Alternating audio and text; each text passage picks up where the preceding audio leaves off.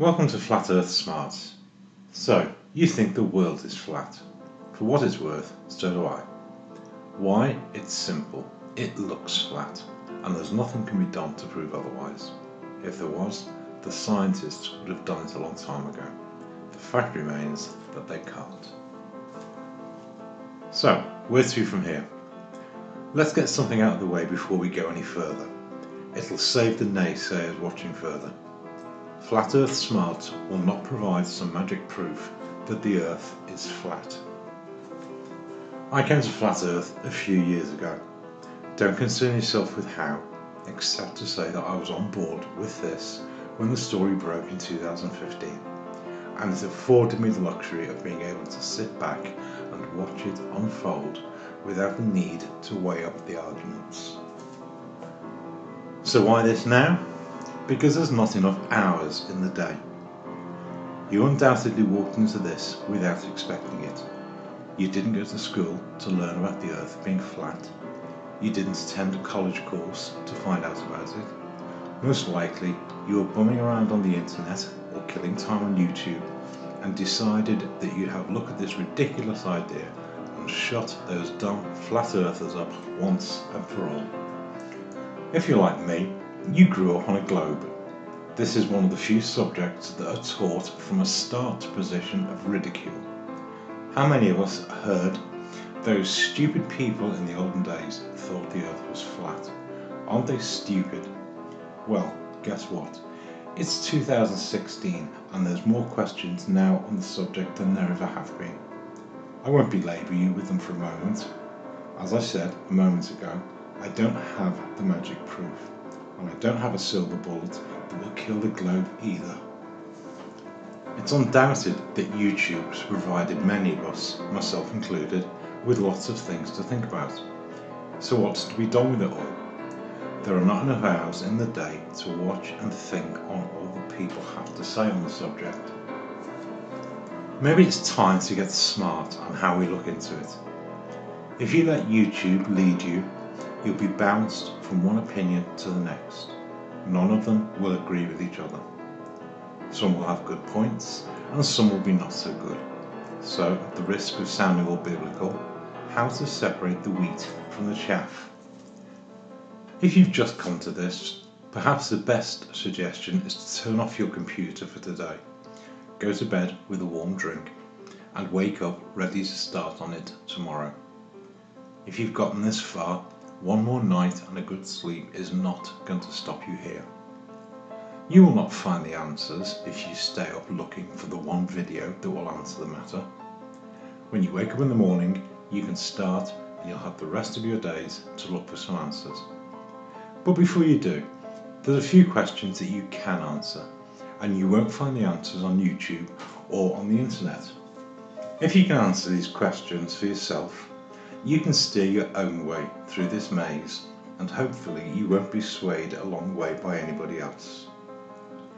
Can you put everything you've learned about the world to one side for a while and look at a subject with a clean sheet of paper? Can you accept that what you think you know about the world might be wrong? Can you accept that everyone makes mistakes, even scientists? Can you believe in something that nobody else seems to completely agree with, or that people think is plain dumb? Can you form an opinion based entirely on things that you have discovered for yourself? Can you hold a belief that is unpopular among the people that you believe you know well? Can you make a decision about a hot topic and defend it? While answering yes to these questions is a good indicator of how well you know your own mind, don't be put off too much if you're wavering on a few of them. Remember, you don't have to paint your beliefs on a banner and parade them down the local high street. First and foremost, they will be your answers, and nobody has the right to question them. Once you're settled in yourself, the journey gets a little easier. So, I'll leave this here for now and add to them as time goes on. Oh, I know you opened this expecting to find the clinching answers to all your questions, but like I said, I don't have them yet. But let's see if we can smooth the way.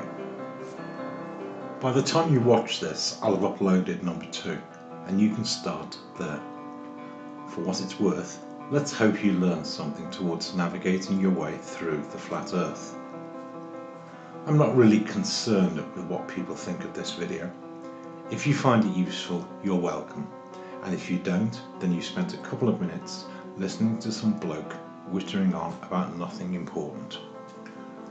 I'm also not too concerned with what people have to comment on what I've said, but I can't help noticing that some people seem to have an irresistible urge to comment when they watch a video on YouTube. So, for their benefit, I've left the comments running, and I've put my email details at the end too. My name's Adam. Have fun on your journey around the flat earth.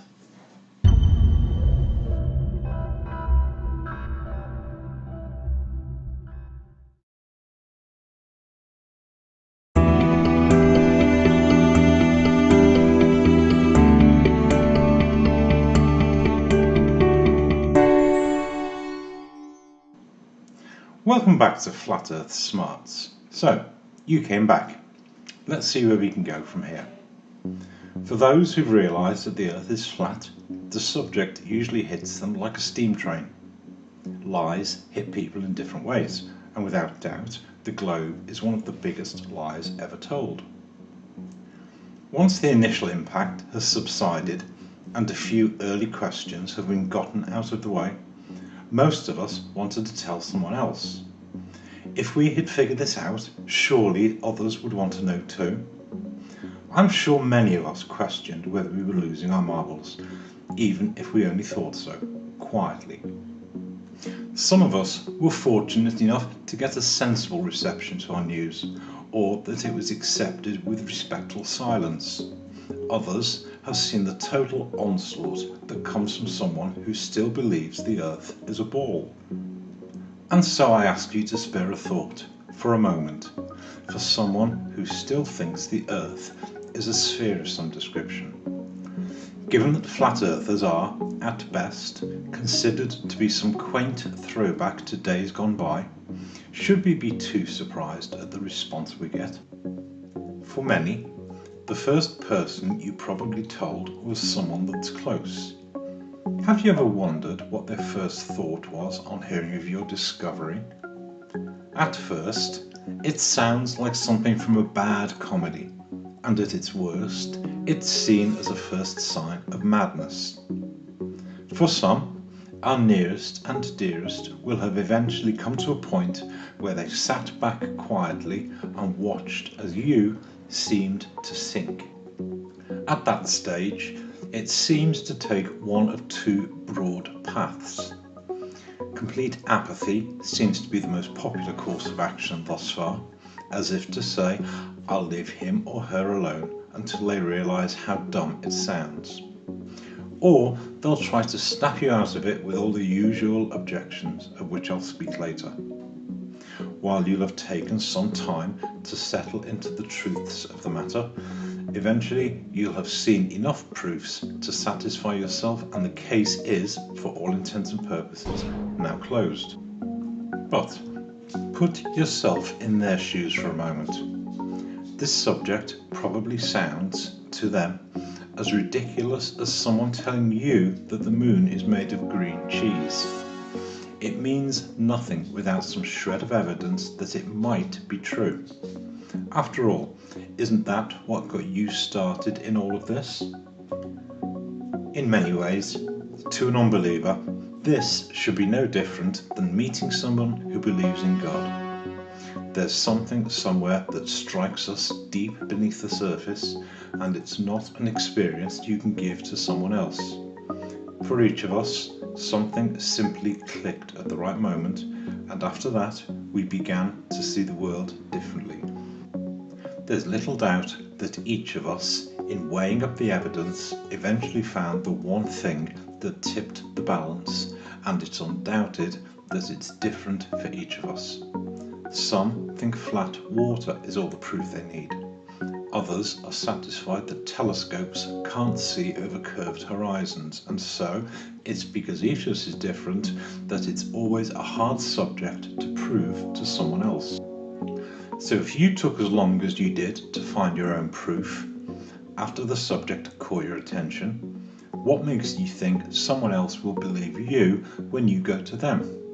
Remember, it's not that long ago that you believed we all lived on a ball flying through space too.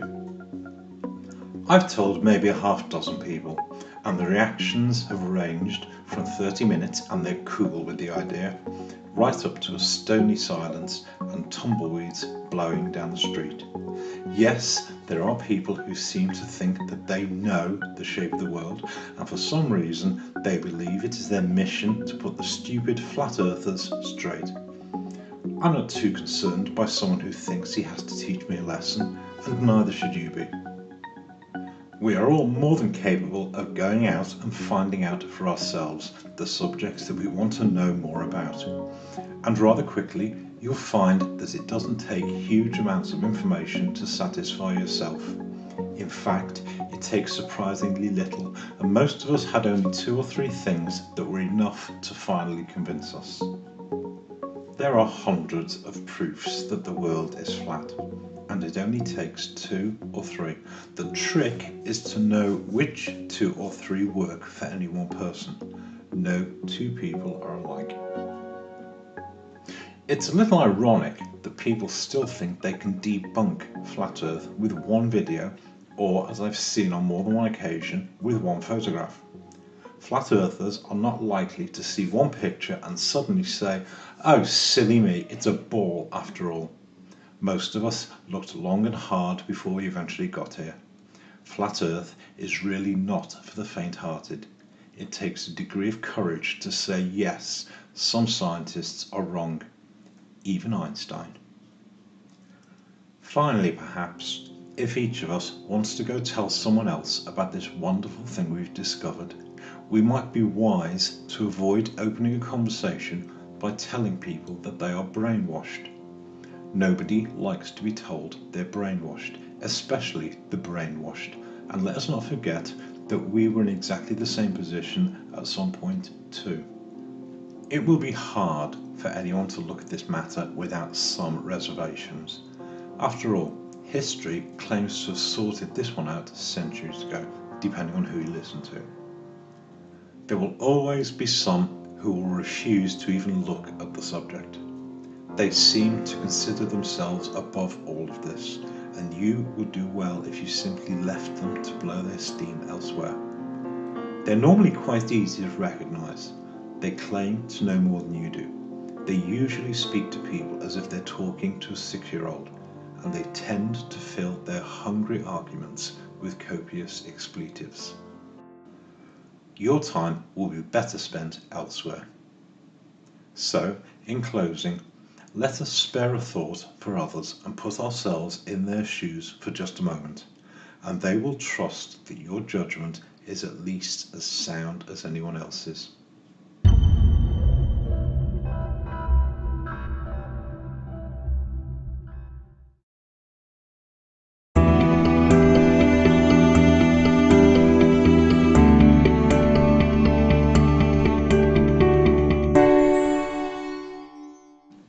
Thank you for coming back to Fat Earth Smarts.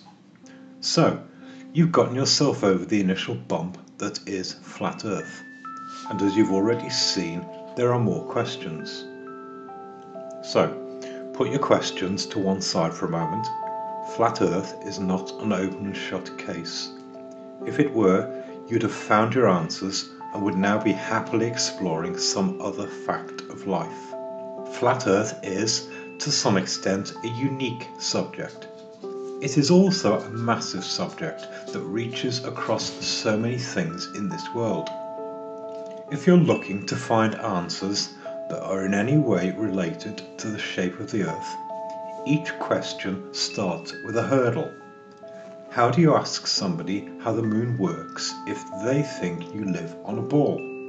You'll get the stock answer that it reflects sunlight, and are likely to get little more than that unless you add that you also think the Earth is flat too. So you have to explain your flat Earth thing first then. Provided you don't send people scurrying for cover, you might get a better answer to your moon question. The alternative, and this seems to be the preferred alternative, is to seek all your new flat earth related answers from other flat earthers. That presents you with another set of complications. The flat earth community, as most of us know it, is an extremely new community. Virtually nobody was asking these questions up until a couple of years ago, and the sources were relatively scarce. So you have questions that most people think are dumb to begin with. It can seem a little lonely at first. Here you have this wonderful new truth which most people want to tell everyone else about, and nobody to tell it to. There are enough flat earth nutcases to go around, and some to spare.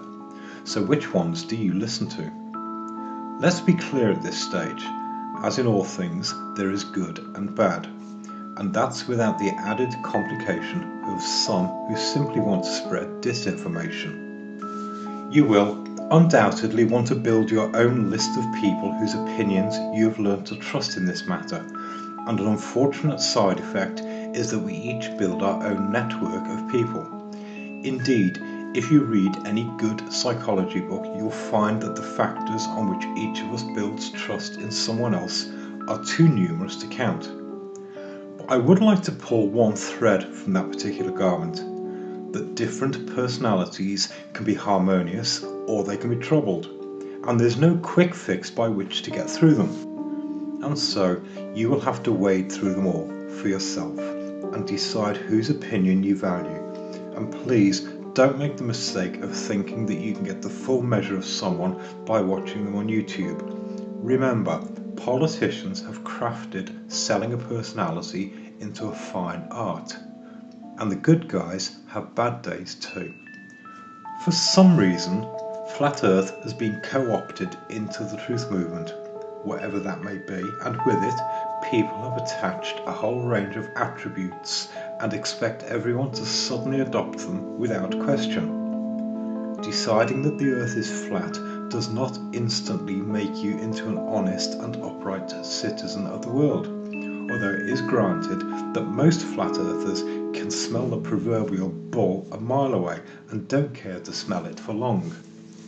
In short, I'm sure there are some liars, murderers, psychopaths, and other dysfunctional personalities who think the world is flat too. One of the more unique qualities of the flat earthers is that they are not intent in finding a leader. The flat earth community, for want of a better phrase, is somewhat organic. Flat Earth does not have a head office or headquarters where great directives are issued and complied with. Where you go, and more particularly whose advice you choose to hear, is entirely up to you. Individual reactions range from a non-committal "so what, the Earth is flat" to a more boisterous "get your pitchforks and let's go and burn some space agencies down." Neither will achieve solid results in the long run. As I've said a couple of times, in the first instance, you don't need to go and do anything. Take your time and see who goes where. It's not for any of us to be concerned about who is sleeping with whom, and it's not for us to put anyone in charge of this. It won't take you long to start figuring out who is worth listening to. For my part, I don't put much store in people who hide behind anonymous electronic names. If you put your trust in the arrangement of a few pixels on a screen, you are likely to gather nothing more than a few dots. Yes, this subject does engender a somewhat conspiratorial mindset, but against that, the only alternative is complete anonymity, which is as bad, if not worse. Some prefer to take the opposing view. In other words, they loudly proclaim themselves and all their worth, and expect instant recognition, and, while they can occasionally be a little tiring, I am inclined to give them a little more credibility. Yes, some have chosen to build themselves a career in the Flat Earth community. It's not for us to oppose or endorse them one way or another. There's nothing wrong in making a living doing something you enjoy, and in the right place they also attract others and bring good things together. So take something from their success After all, what's to stop you doing the same thing? In the final analysis, I'm inclined to put a little more store in those who are open and generally accessible. Some of the more recognisable names have been more than open about how you can get in touch with them, and while some have done nothing more than give a few contact details, others have been more than prepared to respond and should be appreciated for their time and effort. Let's remember that we are all private citizens and, as such, are entitled to a private life. Your opinion about the shape of the earth can really only be based on one thing, that is, proof that meets your own standards.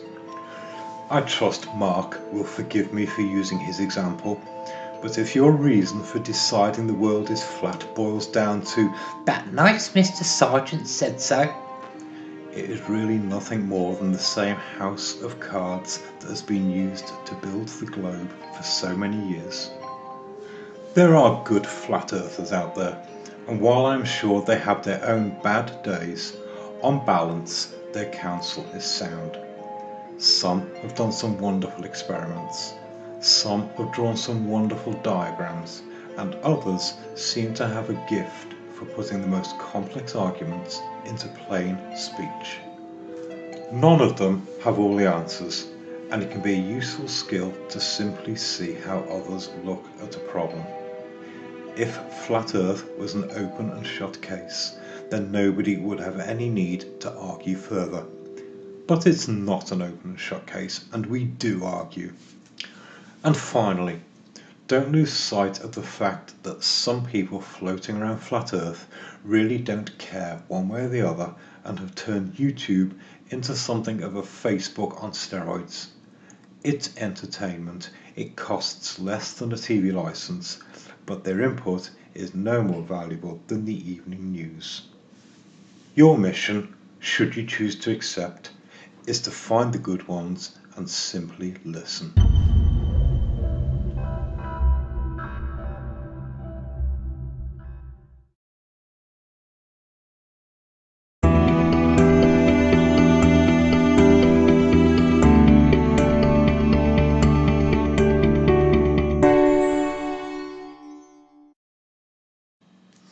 Welcome back. So, what brought you here? What brought you this far? As I've said once, and I'll probably say again several times, you didn't go to school or college to learn that the earth is flat. Something somewhere made you stop and think, even if it was just for a moment.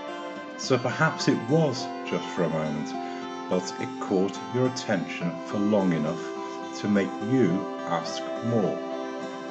Like most of us, you decided to look for more, but from the moment you took your first steps into the flat earth, you were undoubtedly bombarded with 1,000 opinions. So put the brakes on for a moment and cast your mind back to that first question you formed about the shape of your world. Did you ever find that first answer? Or were you swamped with 1,000 more questions? And if you got the answer to your very first question, what was your second question? Pretty soon, you were running in 1,000 directions, looking for 1,000 answers. So let's return to your gotcha moment and ask yourself the $64,000 question. Do you still think the world is flat? If you do, you'll likely have a bunch of other questions about the details, and if you don't, then you're probably still looking for something to prove it to yourself. So keep going, you'll get there. Either way, you have, or you will come to a point where you find that one special answer. For many, there are lots of individual answers. None seem to stand alone, but each one adds to a weight of evidence which tips the balance. Hold on to those answers. If you're like everyone else, you will still have questions that you're not sure about, but this journey is not about proof, of which I'll say more in a moment. It's about you forming your opinion. Your opinion might not be the same as anyone else's. Your opinion might not be popular with everyone else. Your opinion might even be factually flawed in places, but it is your opinion and it's what makes you who you are. There is a well-founded axiom used in the civil law courts that states an opinion, which is all a court decision amounts to, is to be reached on the balance of probability. It's different to that of the criminal courts, where an opinion or verdict must be beyond reasonable doubt. The opinions that each of us hold in this matter need amount to nothing more than the civil court opinion and be on the balance of probability. For some reason, best known to the opponents of the flat earth, their standard of proof seems to ask that it is beyond reasonable doubt. Whenever someone claims to debunk flat earth, they demand scientifically verifiable and repeatable proof. To that, I say this is not a court of law. Whatever your opinion be, right here, right now, you don't need to prove it to anyone except yourself. What's more, you have the right to change it again if more evidence comes to light. The courts can be appealed, why shouldn't you? So, for whatever opinion you hold on this matter at this moment in time, simply be settled in the fact that you hold an opinion, period. Do you really think those who believe that we live on a little ball flying through space went out and proved that for themselves? Of course they didn't. So what right do they have to demand you prove anything to them? Just satisfy yourself, that's enough for now. If you reach the stage of holding an opinion, irrespective of whether you think the earth is flat or not, you're probably looking at what to do next. To that, I would say fasten your seatbelt. In short, you're about to discard everything you've been told about the shape of the earth. We all accepted the things we were taught in the past, and generally we didn't question them. But when we did question them, we just used the tools that were handed to us. How many of us went out at night and accepted that the stars we saw were little suns, billions of miles away, that looked like flickering dots in the sky? How many of us accepted that the world was created by some cosmic belch, or that we evolved from sea slime? How many of us think that we are genetically related to monkeys, gorillas, or even bananas? I'm not suggesting throwing the proverbial baby out with the bathwater, rather that we take a closer look at the world around us, and a closer look at the tools with which we do it. So what's the deal with the seatbelt?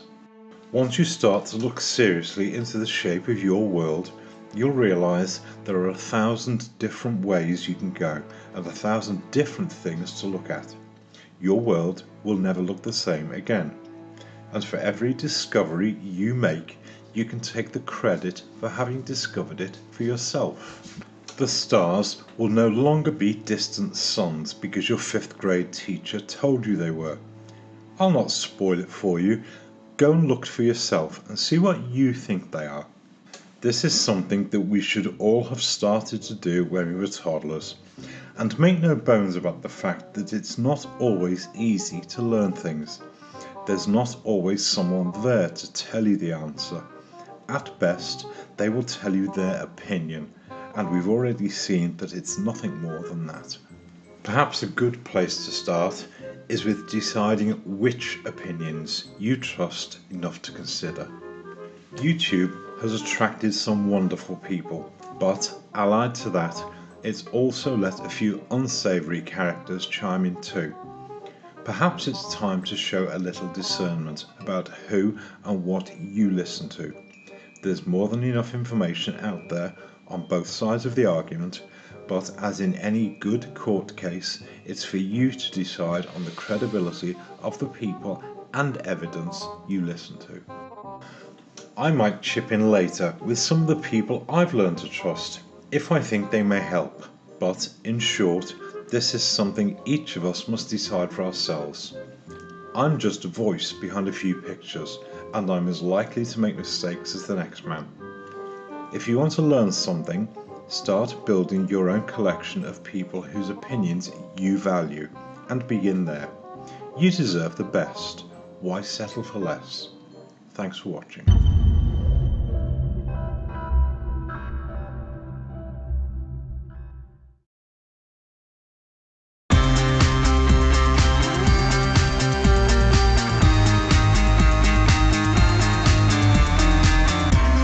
Welcome back. Go on then, in for a penny, in for a pound.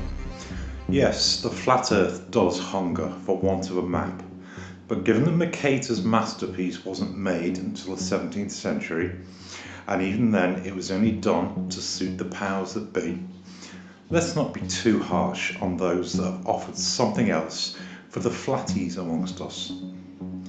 It doesn't take much of a search to find hundreds of maps that claim to show what the world looks like, but short of gathering a fleet of ships and a regiment of cartographers, you're not going to make anything amazingly different from those that are already floating around. In the first instance, and while it might not be popular to some of you who are listening to this, the first question is, do we really need a map? When was the last time you got in an aeroplane with a map and found your way to your holiday destination? Beyond having a map to get yourself to the airport and another to get you from the airport to your hotel, you don't really have a clue where you went. The pretty display on the back of the most plane seats only lends to an illusion that the world is a ball. Except for the interminable time you'll have sat on the runway waiting to take off, you spent most of the bulk of your journey up above the clouds. Okay, occasionally you may have had to see the odd speck of land, but while the bulk of intercontinental flights are over the oceans, the only other recognisable scenery you'll have seen was on the approach to the airports for what, 10 minutes? Hardly enough time to go mapping the world as you go. This really only matters for those who would like something on which to build their view of the world. No, you don't need a map, but it's a nice thing to have. Like most people, I'm pretty lazy when it comes to the mundane things of life. After all, why keep a dog and bark yourself? No, I'm not about to map the world, but between all those who've attempted to do so, there should be a fairly good idea of what's out there. So, step one is to make a great big pile of all the maps you can find and fish out the rubbish. It makes the pile smaller before going any further. I found that all maps fall into one of two broad categories: circular maps with the North Pole in the middle, and squarish maps with the North Pole at one of the edges or corners. But before we go any further, I ask you to consider one thing: the sense of scale that's needed when thinking about the maps of the world. I'll use one familiar layout for a moment, as that's all we need at this stage. If we take any of the circular maps with the North Pole at the middle, the world is essentially a disk with a diameter of about 25,000 miles and given an approximate surface area of about 490,000 square miles. Yes, the surface area is about 2.5 times that of the globe, but the extra is mostly oceans and ice. Going upwards, commercial aircraft are limited to 45,000 feet, or about 8.5 miles. The Concorde topped out at 11 miles, military aircraft fly a little higher, and the International Space Station claims to orbit up to 260 miles. I'll use this map for a moment as it's one of the clearest. This little gap between Canada and Greenland is called the Davis Strait. In reality, it's 190 miles wide, so we can realistically scale 260 miles above the same map that would represent the height at which the ISS claims to orbit. If we draw the surface of the Earth to scale, this little line represents 200 miles. So the blue circle shows how high above the surface 260 miles would be. It's approximately half the width of the Davis Strait again, and shows how high the ISS flies. So the total envelope of airspace in which we are free to fly around and look at the world is this grey area. Any mapping of the world would need to be made from within this envelope. It would be like walking into a room with an extremely low ceiling and trying to see what the whole room looked like from a single standpoint. Or, more realistically, it would be like trying to see the whole room while standing in the pile of a thick carpet. It's realistically impossible. You can try the same thing yourself with any of the maps that claim to show pictures of the world, including the globe itself. Ask yourself, how high can any of us really go before we start claiming to see the whole world at a glance? Or that we can see the curvature, if you still think we live in a ball. If you look closely at all the maps you can find, you'll see rather quickly that they all show roughly the same thing. Yes, some have bits missing, like islands, or in some cases the poles themselves, and others have variously squished the sizes of certain continents to make their own bigger than others. Yes, some men really do have a thing about size, but that's not for us to worry about for now. The two main contenders in this battle are the circular maps that have the North Pole at the middle, and the square maps that have the poles at one of the edges or corners. Samuel Rowbotham is not the only person to have made a flat circular map of the world. The circular maps include Alex Gleason's map from 1892, the Hammond's Air Age map that was made in 1943, and of course the United Nations flag that was made in the late 1940s, and this old French map that still has New Zealand attached to Antarctica. This layout has been known for centuries.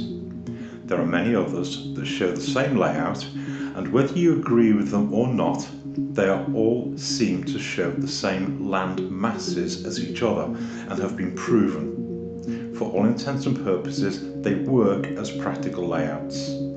It's dishonest to continue claiming that every circular map is based on Rowbotham's work. The square maps are a little more varied, but generally show the poles at one of the edges or corners. I'll not belabour you with the magic twilight zones where the sun and the moon fall off one edge and pop up on the other, as we have no credible reason to believe that fact. And if you're serious about finding a working map, it will be disingenuous to hide behind some vague notion of a creator to support this particular flight of fancy. I'll use Alex Gleason's map as the circular layout, and I'll use Mercator's map to pattern the square maps. I'll deal with the other variations as we go along. I used Gleason's map because it's probably the cleanest circular map we have for the time being, and while Mercator's map has been variously pulled and pushed in a variety of directions, it's fairly easy to figure out what goes where. You won't have to look very far to realise that all the maps in either category have their differences. In most cases, they are small islands that are missing, and some variation in the land masses, but it's not hard to find your way around them. So what's the difference between the two? In short, Mercator's map and its variations are square or rectangular and have the poles at one of their edges or corners. The Gleason's map and its relatives are circular and have the North Pole at the middle. There really is nothing that varies outside of these broad guidelines. It's not hard to see how they relate to each other. Most of the time they are passed off as projections, and we go round in the same circular argument, getting nowhere. So let's step away from the maps for a moment. The 1950s seems to have been rather busy for those who are interested in the shape of their world. Between chucking nuclear warheads up in the sky to try and bust a way through the roof, and the various expeditions to the South Pole that resulted in a few frozen explorers, we seem to have sewn things up quite nicely by the 1960s. And by the end of the next decade, we seem to have answered the problems with the roof by telling people that we sent a few guys to the moon. There was perhaps one small wrinkle in the plan though. Kept away from the roof and the edges, the only flaw might be the North Pole. By the 1950s, it was considered to be a done deal. It had been explored several times, and aside from a few polar bears and a ton of snow, there wasn't much up there to see. Even Father Christmas had migrated to Lapland and was nicely tucked up out of the way with his elves. But the North Pole might still give the game away, especially as air travel was becoming easier. So what's so important up there that we might want to see? A cursory look at most world maps seems to suggest that there's nothing up there but water, and lots of it. Perhaps the explorers had paddled their way up there. So how did they stop anyone else sticking their noses in? Let's go back and see what they were up to. By the mid-1950s, the prevailing worry was that those pesky Russians might start lobbing missiles over the North Pole into Canada and the US, and to combat their formidable enemy, the Americans decided to build a great defence line called the Dew Line, from which they could see incoming missiles, real or imagined. The Dew Line runs from the extreme western limit of the US at the Bering Strait, across the top of Canada just below the Arctic Circle to the eastern coast, then over the Davis Strait to Greenland. A nice long line across the top of the northern hemisphere. So, to return to our mapping puzzle, where would the Dew Line be on a flat map? Any map where Canada is not facing Russia makes the Dew Line entirely pointless. In every case, it renders the square maps pointless, excepting those that use the Twilight Zone argument, which would need everyone to rely on falling off one side, missiles and all, and popping back up on the other side in the same instant. The only layout that works for a map of the world, to include the Dew Line, is to have a circular map on which Canada and Russia face each other across the North Pole. Of course, it would be dishonest if I didn't bring the globe back into the picture as an alternative layout, but it seems that the only workable layouts are on the circular maps, or it's back to the globe again. The big question for you to answer is, if the circular map and the globe show the same thing, the only difference is that one of them has a curved surface and the other is flat. People seem to recognise the similarities between them, but for some reason Antarctica seems to puzzle some who can't quite grasp how a deep circular boundary has been condensed into a single landmass. It's almost counterintuitive, so I propose an exercise that I did when I first came to Flat Earth. You can try this for yourself. I used a sheet of tin foil as it holds its shape, but you can do this with a sheet of paper just as easily. Get yourself a small football, one of those 7-inch balls is perfect, and measure the circumference. It'll be a little over 21 inches.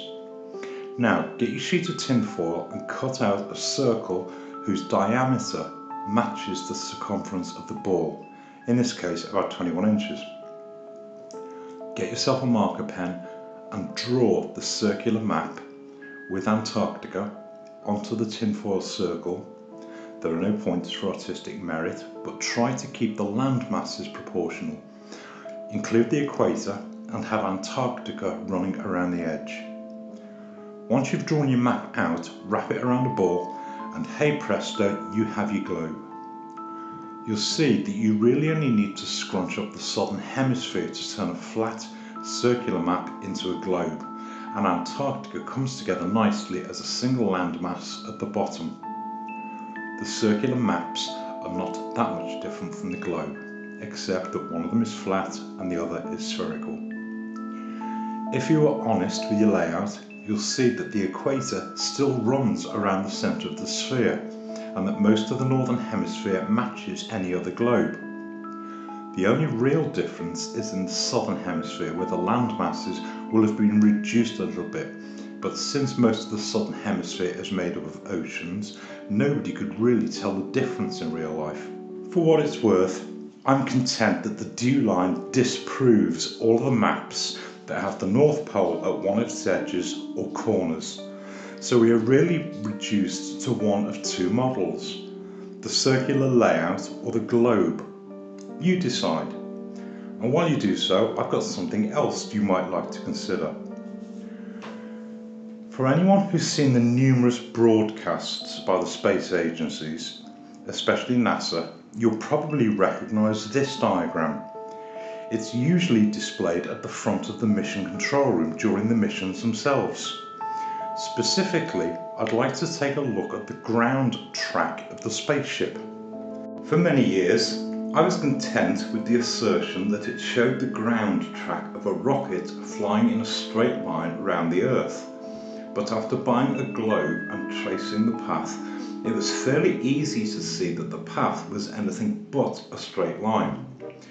If you watch the track from takeoff in Florida on a globe, it flies northeast up towards Britain, then flies southeast over Europe and down under Australia before flying northeast back up to the US. What's it doing flying all the way up past England, then down to Australia? Sightseeing? You can trace that path on a globe as many times as you want. It will never project a straight line. But suppose the Earth to be flat and the circular layout is used. The standard globe model has the Earth divided north to south by 36 longitude lines. Each of them are 10 degrees apart. The meridian line is at Greenwich in London. And if we transfer the same 36 lines onto a circular map, each line runs from the North Pole to Antarctica. The equator makes a good reference point between the two models. Back in globe land, suppose we measure each point on the space shuttle's path as it crosses each line of longitude. We can then measure how far each point is from the North Pole and transfer it onto a circular map, so we are showing the same path on both maps. You'll notice that the path on the flat circular map is largely circular. It's a standard orbit or holding pattern for any intercontinental flight. I suggest that any spaceship that is claiming to be orbiting is simply flying round in circles above us. You can try this with any path over the globe.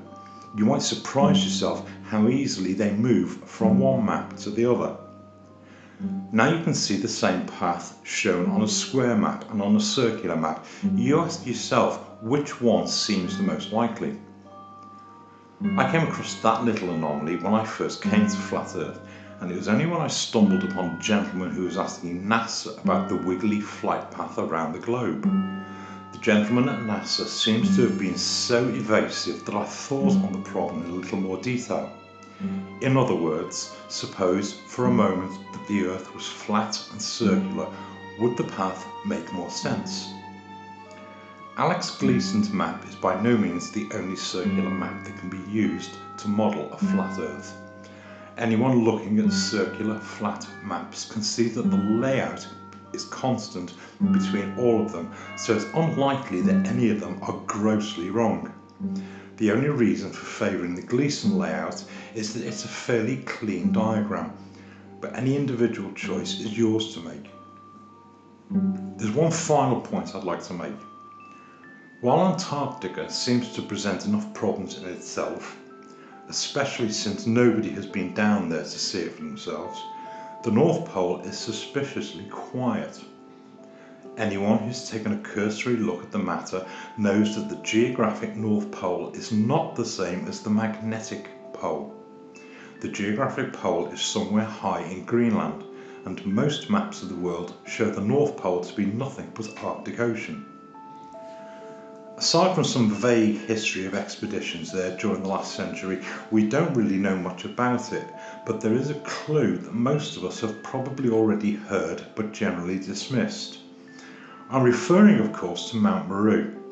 It's generally passed off as something from ancient mythology, and I thought much the same thing at first, but on closer inspection there may be more to it.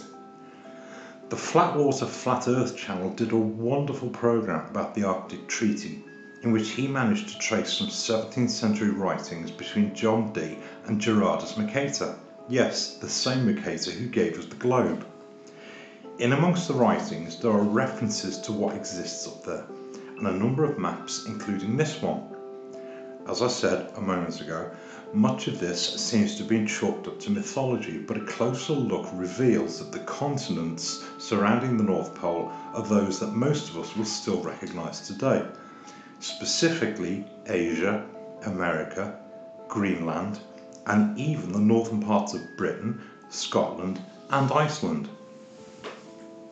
While Mercator seems to be viewed with contempt among most flat earthers, it is worth noting that he was a cartographer by profession.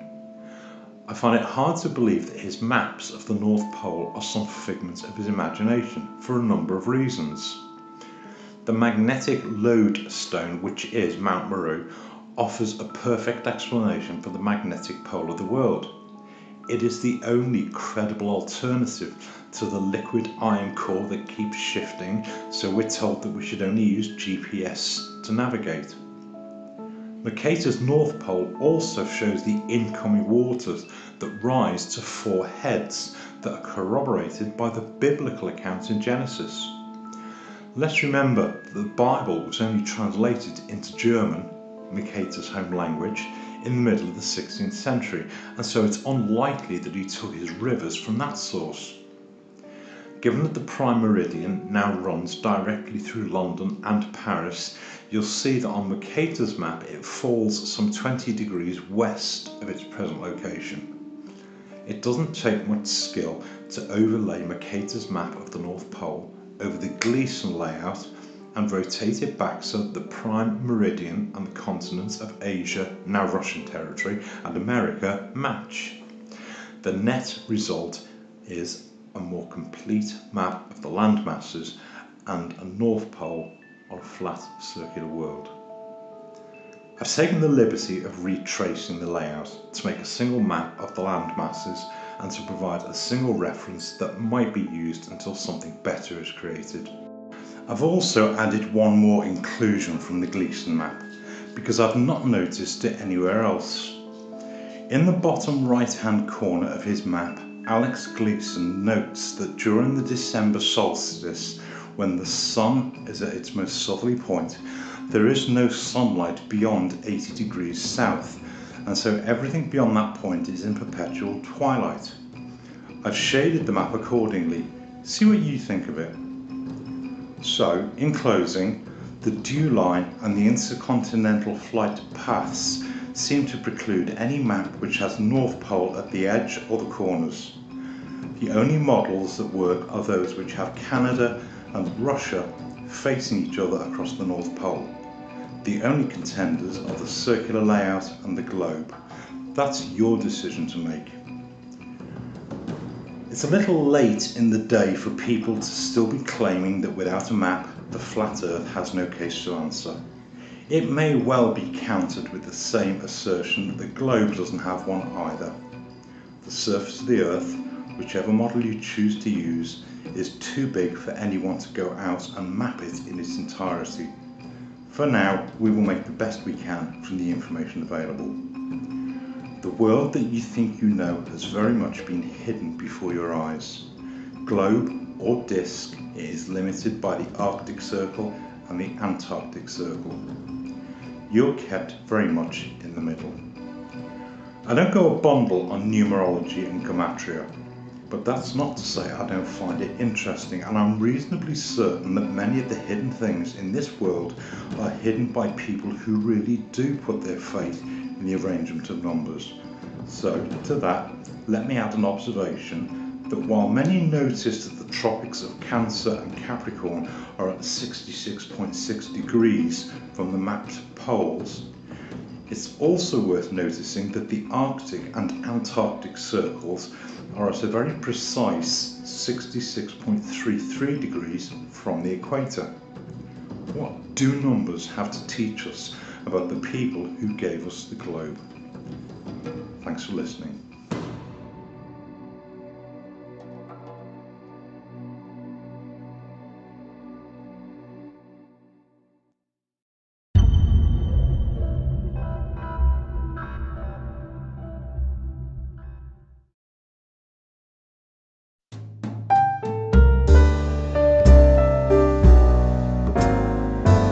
Welcome back again. I've got a puzzle for you. Most of us are reasonably happy with the answers we have so far. The flat Earth seems to be holding up well, so I ask you to think back to the globe for a moment. The Sun has been set rather nicely at the centre of the solar system, and its path between the tropics of Cancer and Capricorn has been accommodated by tilting the Earth's axis relative to the Sun. Once a year, regular as clockwork, the Sun seems to move from one to the other and back again. So let's turn our thoughts to its partner in the sky, the Moon. Again, it appears most nights, and we take it for granted that it does what it does. So I have a question for you. How fast does the Moon travel around the Earth? Most of us have lived with the commonly held belief that it takes about 28 days, and it seems about right. We've all heard about the lunar month, and it seems like a good idea, but when did you last take a good long look at the Moon? Most people think that the Moon takes a month to travel around the Earth, and that it travels west to east. After all, each night it's further east than the night before. But rather than checking from one night to the next, how about going out and watching it for a couple of hours in one night? Do you notice something? Yep, it's going the other way. The Moon actually goes round the Earth in a little over 25 hours, slightly longer than a solar day, and so it seems to lag behind the Sun. We've all heard the old stories about the tortoise and the hare, used to describe how one is slower than the other. So the appearance that the Moon is travelling in the opposite direction to the Sun only occurs when we're too impatient to watch the Moon for a few hours. Alright so far? Here's the kicker. The Moon also travels from Cancer to Capricorn and back again, but it does so in 1 month. Yeah, go and take a closer look. Did you ever wonder why the Moon moves north and south over the month and then comes back again? It's kinda smart, but let's not let it slip under the radar. If you've gotten your head around flat Earth, this shouldn't faze you too much. It really is no different to what we know of the Sun's movement, except that it does it every month rather than once a year. Give this one to the Globers and see what they make of it.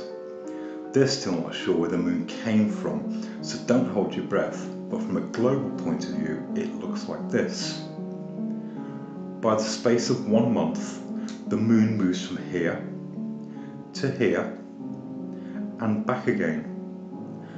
Don't take my word for it, go check it for yourself.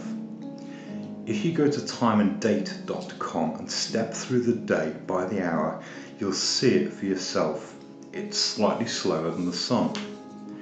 You can then watch it over the next month and you'll know where it's going from day to day. Once you see how fast the Moon moves around the Earth, the moon phases reflecting sunlight are senseless. For the globe, the Moon mimics the movement of the Sun, and there's a big difference. The movement of the Sun is claimed to be caused by the tilt of the axis of the globe relative to the Sun. The Moon has no such claim to rely on. Any claim that tides affect the moon mean nothing to any of this. There is no correlation between the tides and the tropics. The tides just don't change that fast or as regularly. It simply doesn't work anymore. So there you go, a riddle to be figured out. Take it to the globe, see what it makes of it. They're surprisingly quiet on the matter. On a globe, it has no explanation. The link between the tides and the moon is on life support. Maybe this warrants a closer look. Thanks for watching.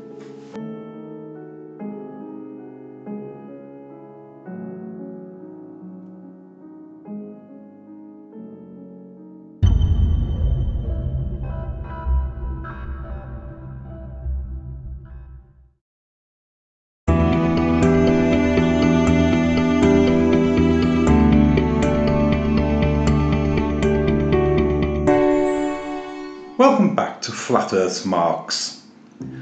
Let's take a moment and have a look at another side of Flat Earth. The title has nothing to do with bad language, although it is perhaps worth thinking on for a moment.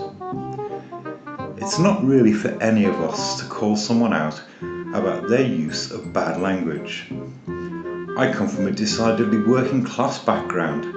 Some of you may even hear the hint of an accent in my speech, so I'm not particularly bothered by other people's use of bad language. At times, and used in the right context, the odd curse word can be extremely effective, but if we believe we have something to say to others, should we not bear in mind that they might not be so understanding? That's okay as far as personal taste goes. But if they take exception to your words, how likely are they to listen or to present what you say to someone else? I'll spare you the "think of the children" plea, but how many people would present a well-reasoned argument by a guy who tells us that their opponents are effing retards? How important is it to you that the things you have carefully crafted into a fine argument are then heard and understood by as many people as possible? Are we shooting ourselves in the foot before we've barely left the ground? But enough said on that, otherwise I begin to sound like my grandmother. So on we go to deeper things.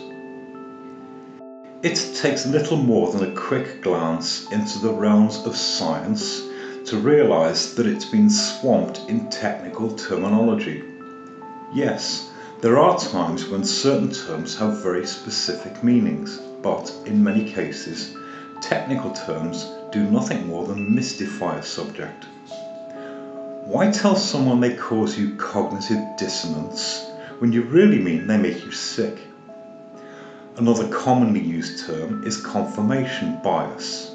Again, some psychobabble term that simply means favouritism.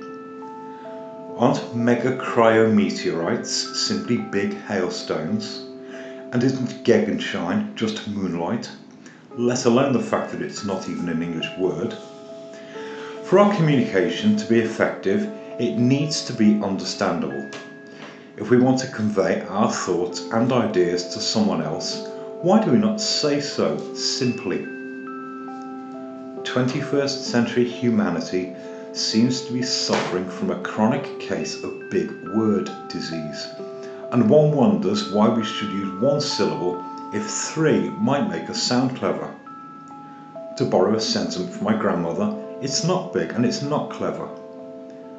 There's something else that we seem quite happy to do, and that is to abbreviate things or to use initials to the point that one needs a dictionary to follow a conversation. I really don't want to turn this into a NASA bashing. I think they've done that quite well enough for themselves without me adding to it. But consider that we have everything from the Discover satellite that's not even spelt the way it's spoken, and implies that it's out in the cosmos finding lots of new things that are then boldly announced before the world. Go and have a look at the Discover satellite and see what it's really doing. You'll soon realise that it's not some guy snapping the wonders of the universe on his iPhone and sending them back for all to enjoy. At best, it sends a bunch of metadata back down to the guys on the ground, and they turn it into something straight out of Photoshop, depending on how they choose to interpret it on the day. And I'll spare you the various translations of the word NASA. Take a cursory look around. You'll find it. Then ask yourself why an organisation, spoken of in glowing terms, chooses a name for itself from an old Aramaic word meaning deception. Perhaps a little more chilling is the fact that the Vatican spends a considerable portion of its wealth to sit on top of Mount Graham in Arizona inside a giant telescope called Lucifer. What are they thinking? A third problem seems to lie in the fact that we are apt to overuse some words to the point that their meanings are robbed of their value. Two that spring to mind are the words dome and firmament, which at present are used often and interchangeably when they are really two different concepts. If you go and take a closer look at both of those words, it may help to avoid some of the confusion about the roof above this world. A third word that seems to have sprung back to life is the word sinusoidal, that all too many people seem happy to use to describe every wavy line that suits their argument, and as if to lend some authority to what they say. The word sinusoidal is simply a mathematical term. It describes a wavy line on a particular type of graph, and not every wavy line is sinusoidal. So why don't we stop using these words when they're wrong? In most cases, they're simply nonsense. And so, in closing, perhaps we could be a little wiser about the use of words in our language and consider what they really convey to the person who hears them. It pleases me to think that what I say should be heard by as many people as possible, and so why would I express the things I say in terms that people can't understand or that some people simply find offensive? Next time you listen to someone's explanation of the world around you, consider also the nature of the words they're using. A closer look might yield better results from the meanings of some of the words they use. Thanks for listening.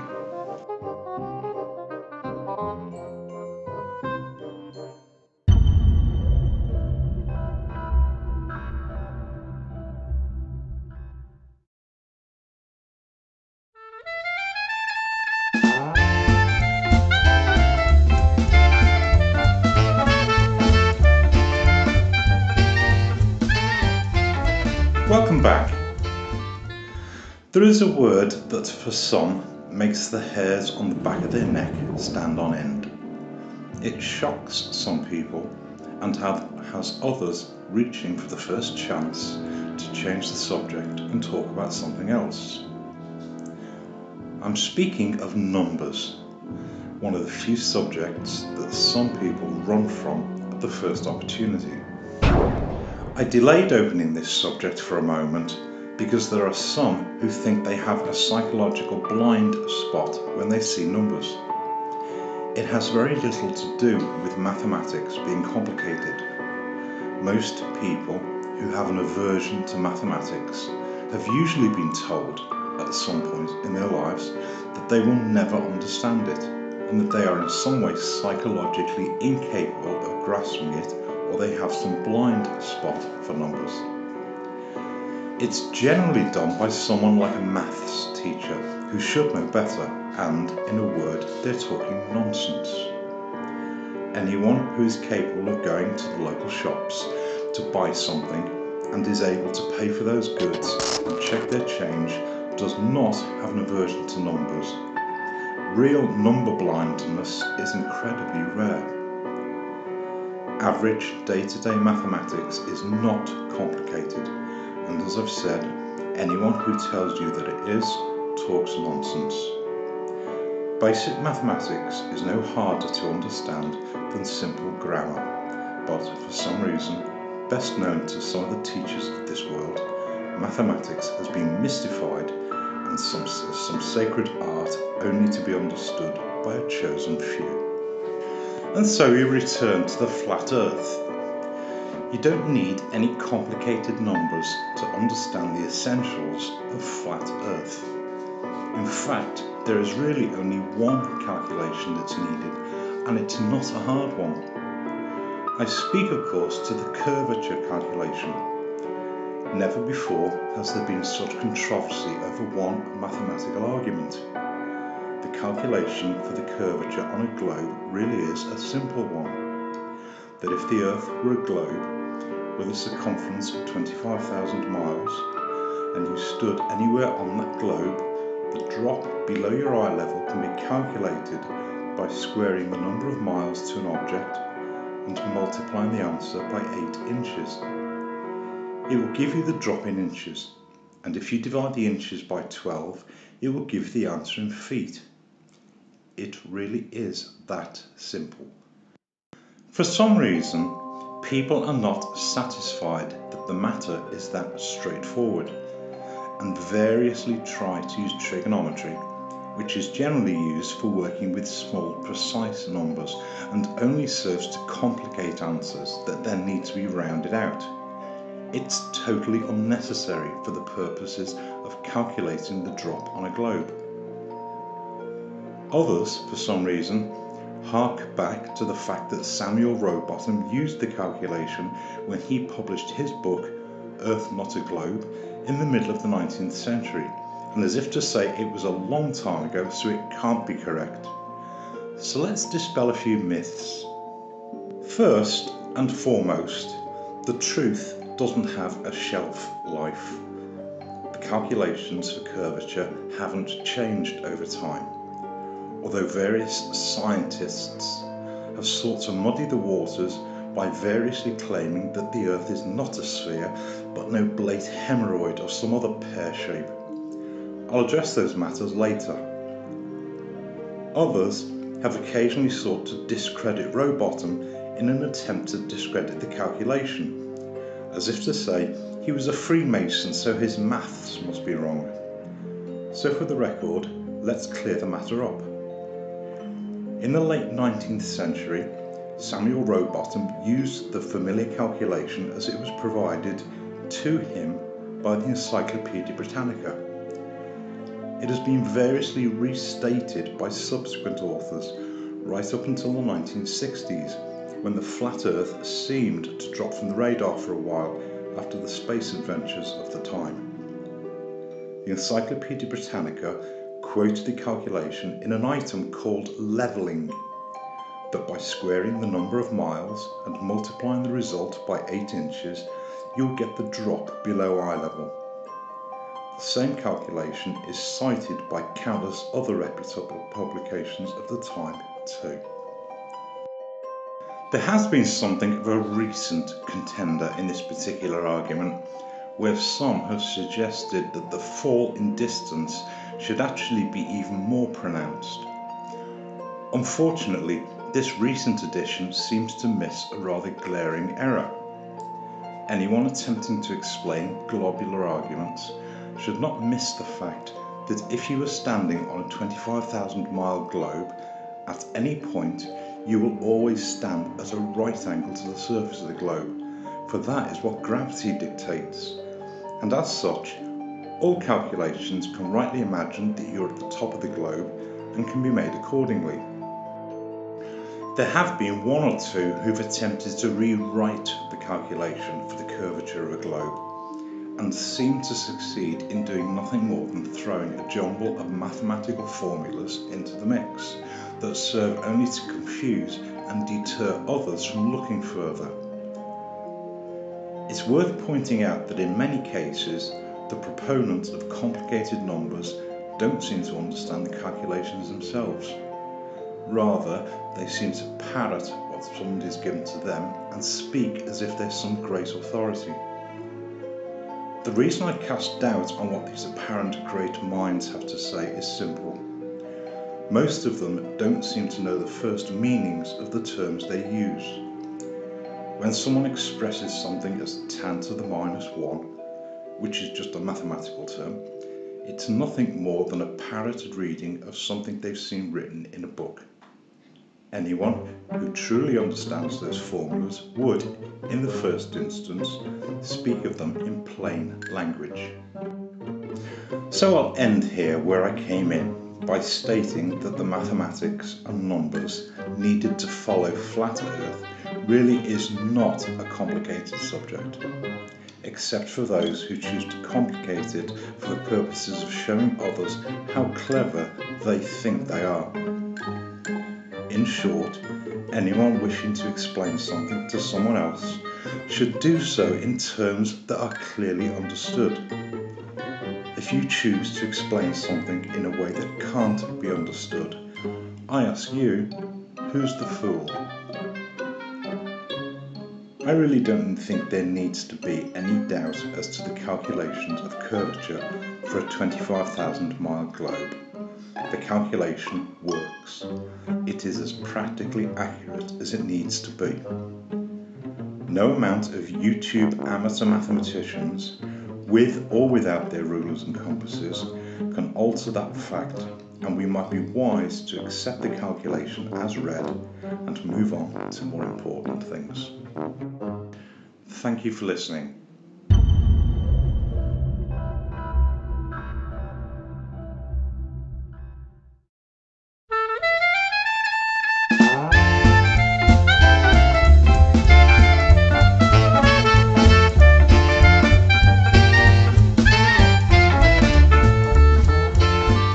Welcome back. It looks like this mapping puzzle is not going to go away. The objection that is regularly thrown at flat earthers is that without a map, there's no case to answer. And I recall saying some time ago that we don't need a map, but it's a nice thing to have. So let's try and pick this up where we left off. For those of you who've listened so far, you may recall that back in episode 6, I showed why I thought the flat circular layout provided the only realistic alternative to the globe. The dew line that was built across the top of Canada seems to preclude all the flat earth maps that have the North Pole at the edge or at one of the corners. I also recall saying that I've seen no credible evidence for the giant waffle that needs everything to fall off one edge, missiles and all, and pop back up on the other edge. So I'm inclined to dispose of the giant waffle post-haste and move on to more important things. The story so far seems to suggest that the only real layouts that might work are the flat circular maps, or it's back to the globe again. They seem to show the same thing, except that one of them has a curved surface and the other is flat. There are hundreds of reasons to believe that the surface is flat, and each of us have preferences about which ones are sufficient to prove it ourselves. Most people seem to like Alex Gleason's layout, and once you get past the pointless objections about spelling mistakes, it's fairly easy to see what goes where. But let's be clear here. There are dozens of maps that claim to show what the Earth looks like. The United Nations map and its various spin-off agencies was designed in 1948. The Hammond's Age map that was made in 1943. Alex Gleason's map was made in 1892. Samuel Rowbottom's layout was made in the 1860s. And this French map was made in 1781. There's even this Oriental map that's claimed to date back to the 10th century. From time to time, other maps also seem to pop up, showing the same layout beyond the Antarctic Circle.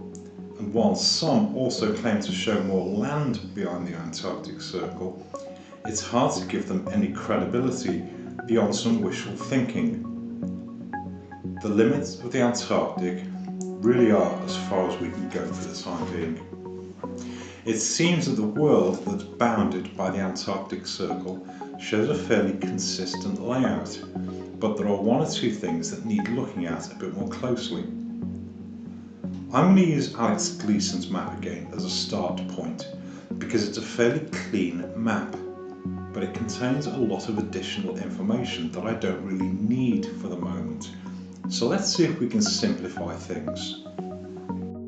Alex Gleason's map is claimed to have been created as the basis for a timekeeping device that he patented at the end of the 19th century.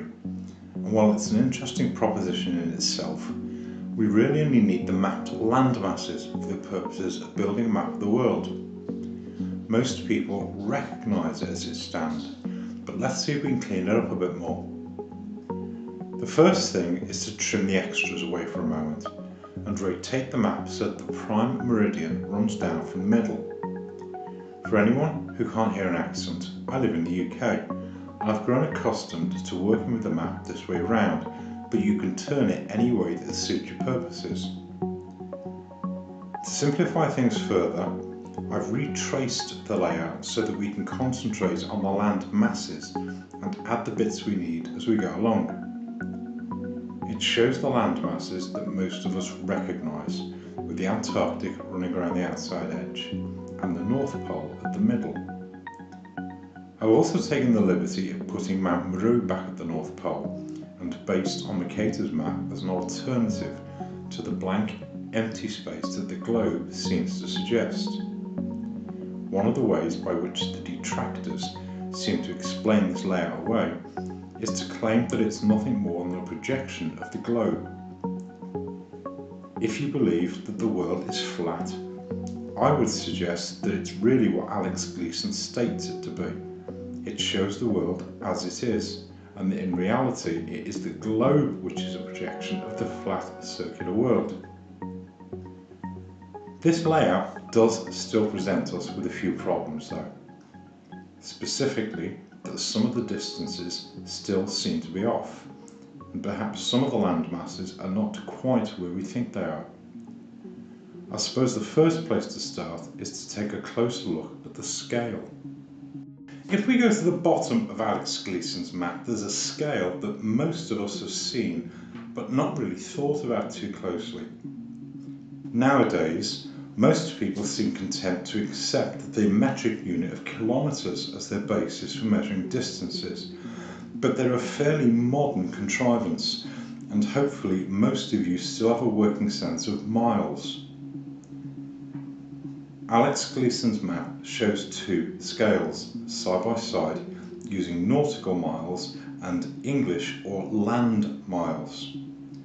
Nautical miles are generally used for navigation at sea or in the air, and need not concern us too much here, except to say that they are built on the globular model that used the stars to navigate out on the oceans where there were no recognisable points of reference. Modern GPS seems to have done away with much of that, although any good navigator will understand the difference. Nautical miles also work well for the globular model, which uses units that are multiples of 60 that work well with circles but are not much use anywhere else. If we look a little closer at the scale, you'll find that there are 60 nautical miles for each circular degree, and is convenient only because the degrees on any circle are subdivided into 60ths and the units work well together. All circles are divided into 360 degrees.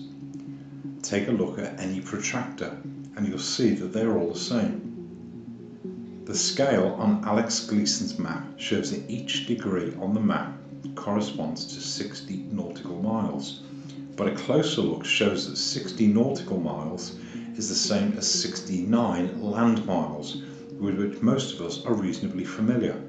So each degree on the map is equivalent to 69 miles. I'm going to work with land miles as it's something that most of us are familiar with, and most of us could go out and get some sense of how big a land mile really is. There are many circles on Alex Gleason's map, but there are only two places on the layout where we can define a scaled circle around which we could measure out 360 degrees, around the edge and around the equator. Using the scale on his map, 360 degrees, where each degree is 69 miles long, would give us a circle that measures 24,840 miles. Is that figuring any bells? It should do. For all practical purposes, it's the length of the equator around the globe. I don't want to get too waylaid with numbers for a moment, as it seems to put some people off. I'll ask you to accept my numbers for a moment, as I'm more concerned to give an overview of what they might really mean, and I'll show the number sheets at the very end for those who'd like to see them in more closely. I'm not one for coincidences, so if the length of the equator on the flat circular layout is the same as the globe, we might be heading in the right direction. Let's see where they go. If we accept that the equator is the right length, it means that the diameter of the circle that is bounded by it would be a touch under 8,000 miles, and so the diameter of the whole flat circular layout would be a touch under 16,000 miles. One step on from there would give us a total circumference for the flat circular world as a shade under 50,000 miles. It's interesting if you take a look back at the voyages of James Cook and see how long he took to sail around the Antarctic. When most of us first encountered the flat Earth, we generally accepted polar distances as given, and one of the biggest criticisms to date of the circular map is that it seemed much bigger than the globe, 2.5 times bigger to be precise. But if we now use these smaller figures, we can work out that the surface area of the circular map is roughly 196 million square miles. A cursory search for the surface area of the globe will show that it's pretty much the same size. There will undoubtedly be a few detractors who will shout that the globe is about 500,000 square miles bigger. So to provide some context, 500,000 square miles is about the size of Sweden. The difference between the two models is the size of Sweden. For all practical purposes, they're the same size. If we dig a little deeper, it throws up something else that might interest you. On a flat circular map, the Arctic Circle and the Antarctic Circle are both a touch over 66 degrees from the equator, areas that the likes of you and me are unlikely to ever visit, but it gives us a band around the edge and around the North Pole that is off limits.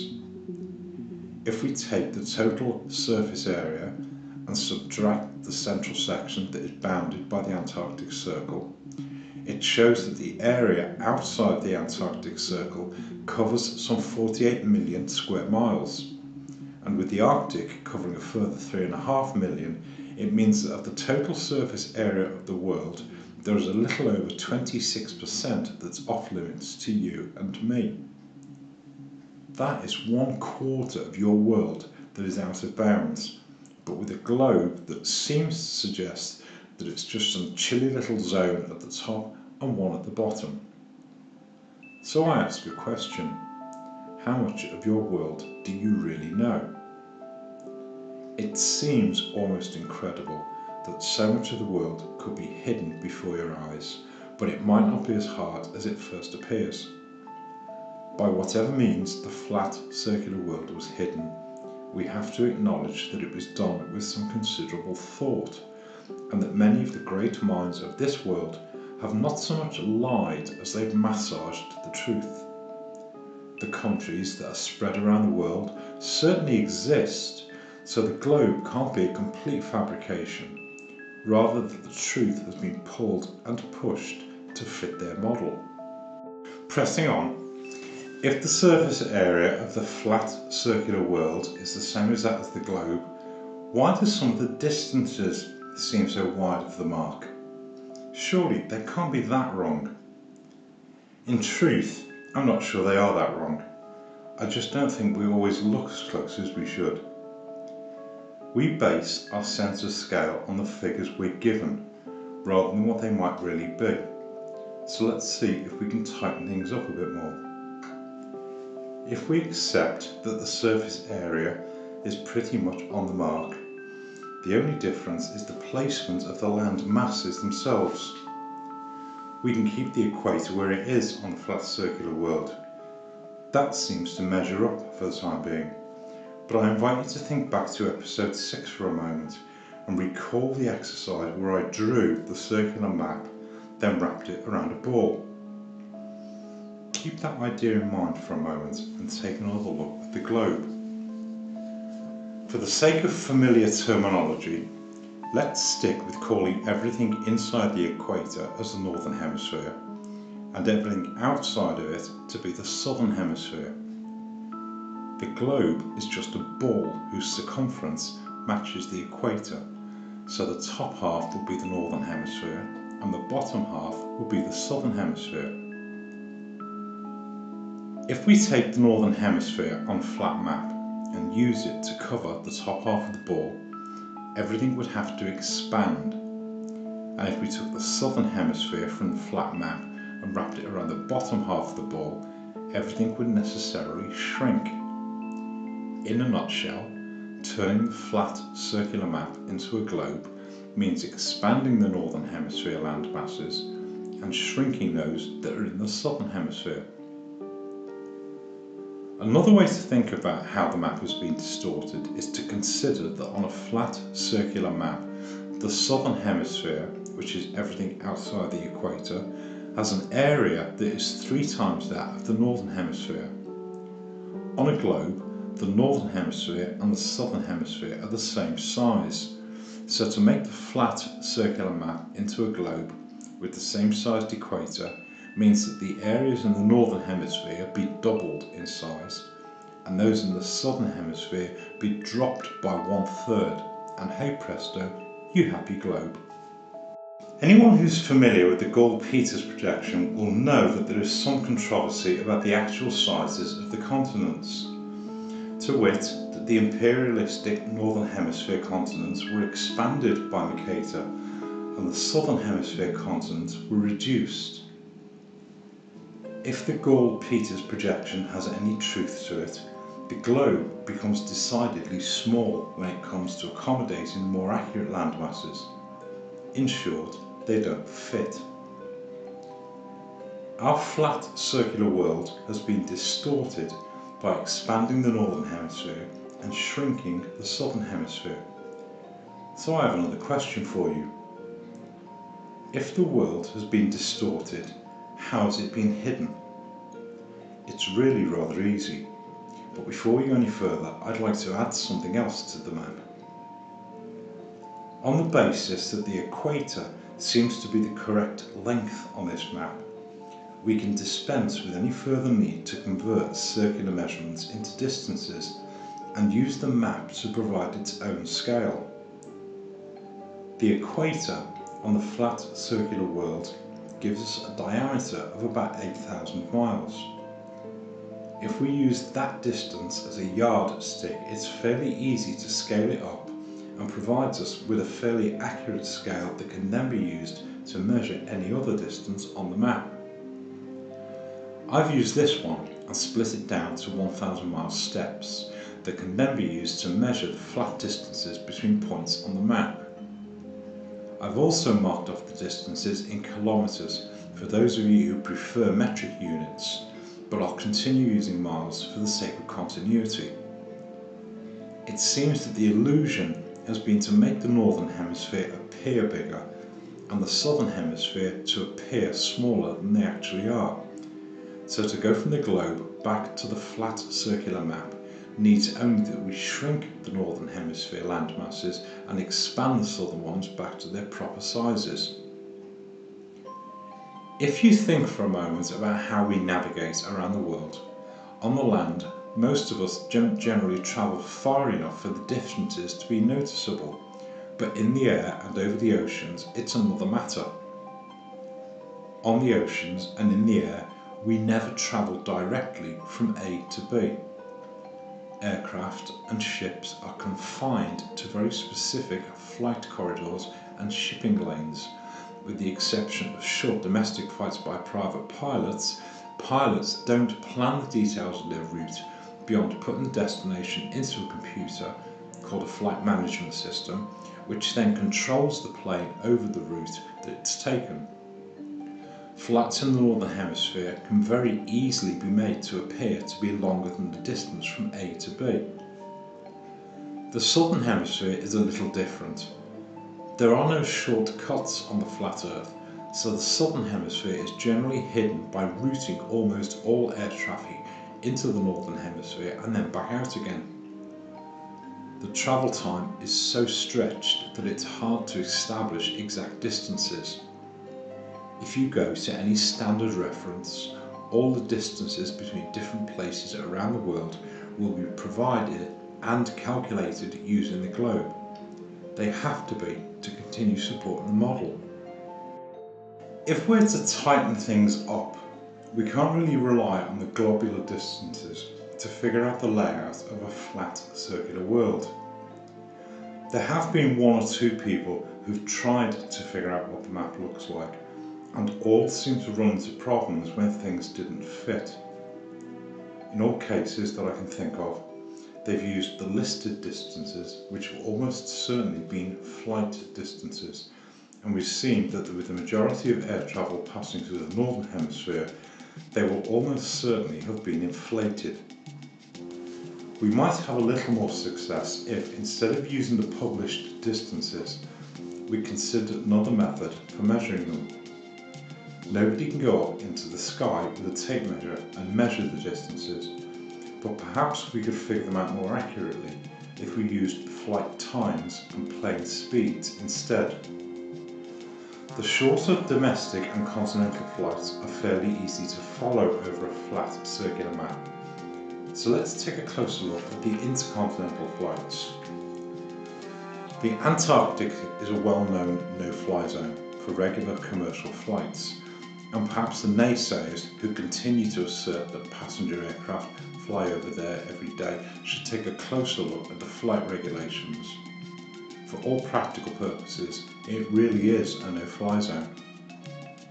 More recently, the North Pole has entered the fray after NASA declared that radiation at the North Pole means that overflight is not possible there either. So we're confined to the area between the Arctic and the Antarctic circles for purposes of passenger travel. As I've already mentioned, intercontinental flights never fly directly from A to B. They are confined to very specific flight routes, and certain countries are effectively no-fly zones. Pilots don't take off with a map and navigate to their destination. Regular commercial pilots generally supervise the safe takeoff and landing of the plane, and the flight management system controls the entire flight. During the flight, the pilot is available to deal with emergencies and, if necessary, to change the route if required and if permitted to do so by the air traffic control. Once the plane has left the ground, most passengers spend the bulk of the flight sipping cocktails or coffee until they fall asleep. Once airborne, the scenery becomes pretty monotonous, and there's not much to see once you get above the clouds. Flying over the flat, circular world doesn't provide quite so much scenery as one might expect. The weather and the time of day can make a big difference to how far you can see once you get up into the sky. But if we take a perfectly clear day, there is a rough calculation that pilots and scientists use to gauge visibility, and that at 35,000 feet, which is the average height for an intercontinental flight, its visibility is about 170 miles. That means that at any point over the Earth you can see no further than that. For all practical purposes, once you're over the oceans, there is nothing to see, no pun intended, and your only real point of reference will be the pretty display on the back of the seat in front of you. You really are flying blind. So, to return to our flying times, let's look at the matter in another way. There are really only two flights that the naysayers make much noise about. The non-stop flight from Santiago, which is in Chile, to Sydney in Australia, and the flight from Johannesburg in South Africa to Perth, which is also in Australia. If you do a quick search for the flying routes for each of these flights, you'll generally get the globular interpretation and little else. There is no alternative for those who still think we live in a little ball. Given what I've said so far about the actual visibility from an intercontinental flight, our knowledge of how accurate those routes really are becomes somewhat questionable. So let's go back to basics. If we accept that the flat circular layout is credible and based on the length of the equator, the distances I've used are actually quite realistic. We can take another look at those flights and see what we can find. I'll do the easy one first. A direct flight from Johannesburg to Perth can be measured to be about 6,700 miles. The service is provided using Airbus A340-600 aircraft that have a top speed of 608 miles per hour. The flight is scheduled to take 11 hours and 10 minutes, which means the plane can cover 6,789 miles with no appreciable help from tailwinds. A direct flight from Santiago to Sydney is a bit more demanding. The scale distance can be measured to be about 9,700 miles. The service is provided using Boeing 747-400 aircraft, which also have a top speed of 608 miles per hour. The flight is scheduled to take 14 hours and 10 minutes, which means the plane can cover 8,613 miles, but leaves a shortfall on the scaled distance of about 1,000 miles. Given that 747s are not plopping into the ocean off the coast of Australia, I'm inclined to suggest that the times and distances can be tweaked in a number of ways. I based all the calculations using the published specifications and suspect that they probably have tolerances over and above those that are given, and so planes probably fly a little faster or when not fully loaded. I've also not taken account of prevailing wind speeds, which can help reduce flight times or increase the distance covered. Anybody who's taken an eastbound flight across the Atlantic knows that the flights generally gain about an hour on a 6-hour flight against their published times that are credited to favourable tailwinds. The Abu Ishmael channel offered a very credible explanation to account for favourable flight times around the Southern Oceans, where there are consistent high-speed winds that can provide an advantage when flying. Colloquially, they're known as the Roaring Forties and certainly help to add to the distances covered. Finally, I'd like to offer one more factor that might serve to mitigate the shortfall. Australia might not be where we think it is. That's no idle speculation. If you go to timeanddate.com and take a look at the angle at which the sun rises, I'll use Sydney at the equinoxes for a moment, you'll see that the sun approaches Sydney from a 90-degree angle and suggests that Sydney is much closer to the equator than we are given to believe. I'll talk more of this later. The flights I've used here really are the extreme. They are the longest direct flights, and if you go and search for flights between these destinations, you'll soon find that they're really quite rare. Most flights between these locations have at least one stop, and most have 2 or 3. On the few occasions where they do fly directly, there's not much information about the routes themselves, and while we've generally accepted that they take the route over the oceans on a globe, it's very realistic for them to take a much straighter route over the flat circular map and remain far enough from land for you to have no real idea how close you are to the continents. So, in closing, this map seems to answer some of the questions that the flat circular map seems to bring from those who seek to debunk the map and the flat earth. It is by no means an assertion by me that this is what the map of the world looks like, but it certainly seems to answer some of the questions that we may have about the shape and layout of the world. If the flat circular map is the same size as the globe, and the land masses have simply been distorted, the only difference between the flat circular world and the globe is that one of them has a curved surface and the other is flat. That's your decision to make. If there is any value in this map, we might learn a little more with some help from our fellow flatheads at the other side of the world. Perhaps there's more for us to learn. Thank you for listening.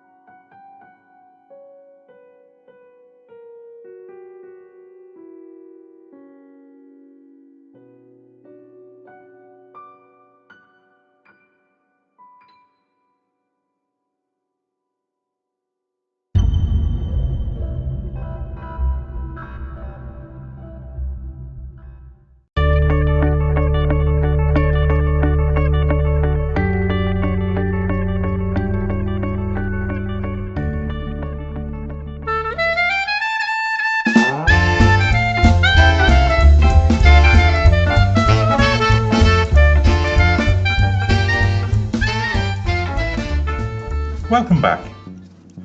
So, here we are again, still on the trail of an elusive map, and we still seem to hear the same arguments going nowhere fast.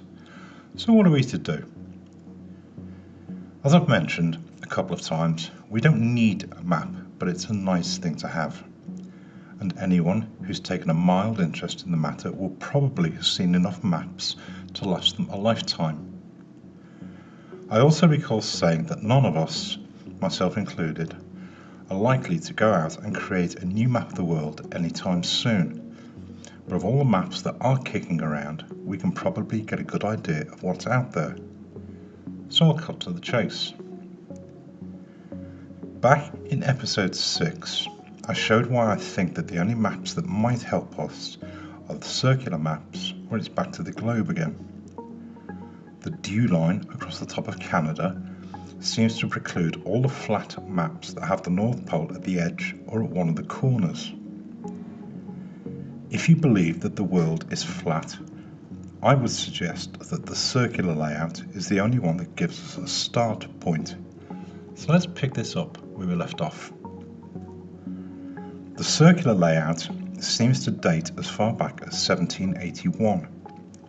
That's the oldest reliable map that I can find so far, and it seems like as good a start point as any other. The layout seems to have a fairly consistent track record. So let's dig a bit deeper. I'm going to use Alex Gleason's map again, because it's still the cleanest map that I can find, and I think it still has a few more treasures for us to find. Aside from being a fairly clean map, Alex Gleason's map is also quite distinctive. That big red border around the edge tends to make it stand out from the others. And perhaps it's because it is rather distinctive that people tend to name this one when the circular map is called into question. You've all heard the disparaging remarks where people have variously referred to it as the Lil Peter Pan model or the Lil Snow Globe map, and presumably in some vain attempt to discourage people from using it. Before I go any further, I'd like to provide a caveat. I know there are problems with making a final map. 1/4 of the known world is effectively out of bounds. Many flat earthers still seem reluctant to accept any model, but we shouldn't let it deter us from working to solve as much of the puzzle as we can. Some people do prefer to have something to work with, and for that reason we look closer. Alex Gleason created his map at the end of the 19th century as the basis for a timekeeping device that he patented. I'll deal with the layout in detail in a moment, but I invite you to pause for a moment and think how many agencies use this layout already. There certainly seems to be something in it. It seems that many of the critics direct their objections at Alex Gleason rather than the layout itself. If anyone still thinks this map is so grossly wrong, I would challenge them to go and bang on the door of the United Nations and ask them why they have a Lil Pizza Pan map for so many of their agencies. I recall saying some time ago that some men really do have a thing about size, and as such, do any of us really think any country would have allowed themselves to be portrayed as significantly smaller than they or their neighbours really are? It seems unlikely, so the UN map might be a fairly good indicator that we're on the right track. If we take a look at Alex Gleason's map, we can see that it was created as the basis for a timekeeping device that he patented in the 1890s. Unfortunately, it seems like the copy we have is the only surviving original, courtesy of the Boston Library. It's a little trashed, but if you do a patent search, it's fairly easy to see exactly what its purpose was. The map, which forms the central section of the chart, was created by one J.S. Christopher, but there seems to be no information available about this particular individual. Any claim that Modern College is a misspelling of Morden College, which is just outside London, is equally credible given that the map appears to have been designed in England and then printed in the United States. It's not unreasonable for the US printers to have assumed that Morden was a misspelling and to have made the correction themselves. In either case, Morden College was originally opened, quote, for the poor merchants and such as have lost their estates by accidents, dangers and perils of the seas. So it's quite reasonable to conclude that whoever J.S. Christopher was, he or she is quite likely to have had some considerable experience of the oceans and the maps of the world. And while the critics of Morden College now seem to paint it as being full of dribbling pensioners, it has a very credible pedigree linked to world navigation. I've trimmed Alex Gleason's chart as far as the border because I thought it might be nice to see exactly what Alex Gleason did create, and in the hope that it will provide a solid point from which we can take a closer look. In the top left-hand corner, Alex Gleason states that the chart is a longitude and time calculator. If you do a patent search, you can find these instructions for yourself, but I'll ask you to accept my assertions for a moment and I'll put the patent application at the end for those of you who would like to see it a little closer. The chart was originally built with two arms that are pivoted near the centre. They look like they're slightly off-centre, but a closer look will show that they're fixed this way so that the scales on each arm run directly from the centre of the map along the lines of longitude. Essentially, both arms are the same, and each one has a scale that's divided into sections to represent latitude markings and working in both directions from a 0 point at the equator. Around the outside of the chart is a scale that shows longitude markers in 5-degree steps and longitude lines at 15-degree intervals. So the first function of the chart, to calculate the longitude for any location, needs that we simply rotate one of the arms so that the graded edge runs through the location that we're looking at. The exact location can then be read off the chart as a coordinate.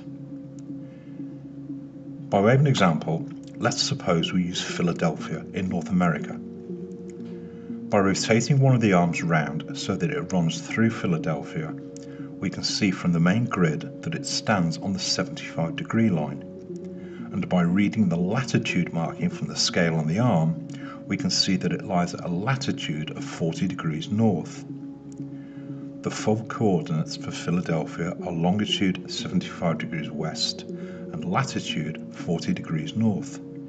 It really is that simple. The time calculator is just as easy, almost painfully easy. Take any two locations on the map that you want to compare and rotate each of the arms so that one arm runs through each location. The tips of the arms end at the clock scale around the edge, so the time difference between the two locations is shown by counting the numbers of hours between the two arms. Again, by way of an example, let's suppose we want to compare London and Philadelphia. If we rotate the arms so that one rests over each location and count the hours between them, we'll see that they are 5 hours apart. The calculation part comes by using the scale around the outside edge like a clock.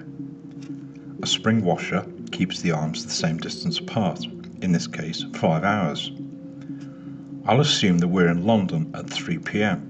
and rotate the arms so that the later arm is moved to 3 p.m. on the clock dial, and the Philadelphia arm will show that the time there is 10 a.m. Remember, some countries use daylight savings time. As complicated as it may have appeared, Alex Gleason's time chart really is that simple.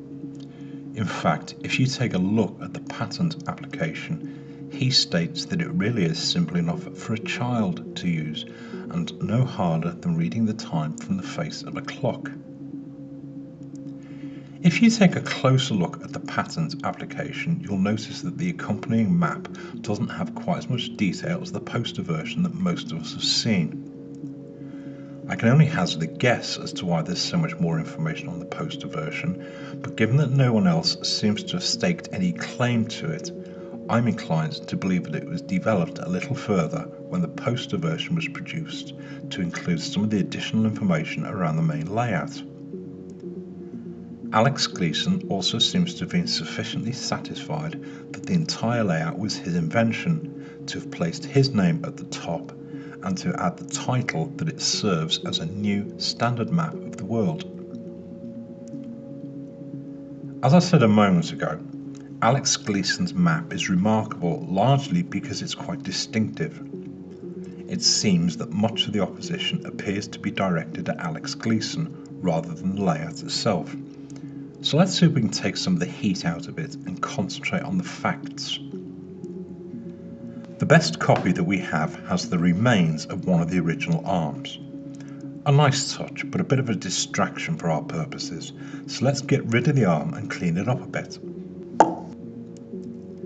If we trim all the extras away, we can concentrate on the map itself. And if I trace the layout, we can pull the map away, and it's no longer Alex Gleason's map. In fact, it's nobody's map now. All I want to preserve is the layout of the land masses themselves. I'll explain why in a moment. I've also taken the liberty of putting Mount Meru back at the North Pole as an alternative to the blank, empty space that the globe seems to suggest.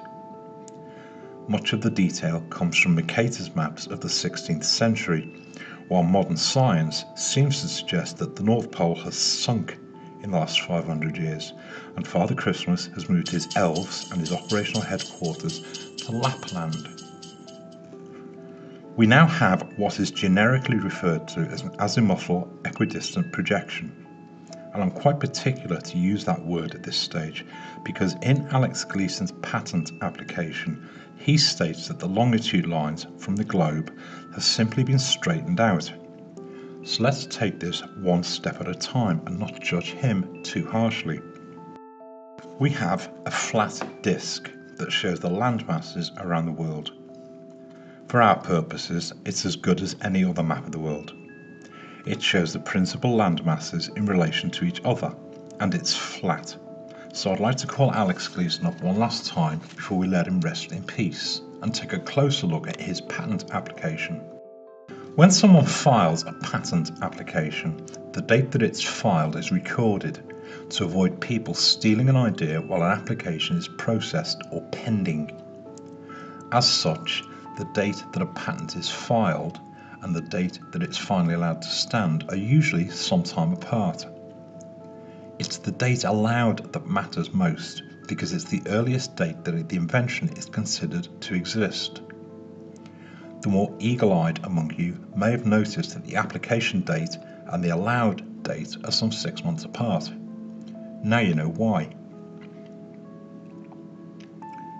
If you want to patent something that includes parts that were invented by someone else, you must cite the patent number for each of those parts. You can't put a new patent on someone else's invention. You can only patent your own bits.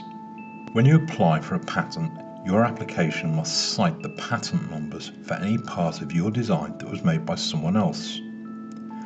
At the bottom of many patent applications, you will see the numbers for those patents that are cited. So let's see if anyone else thinks Alex Gleason's layout is credible.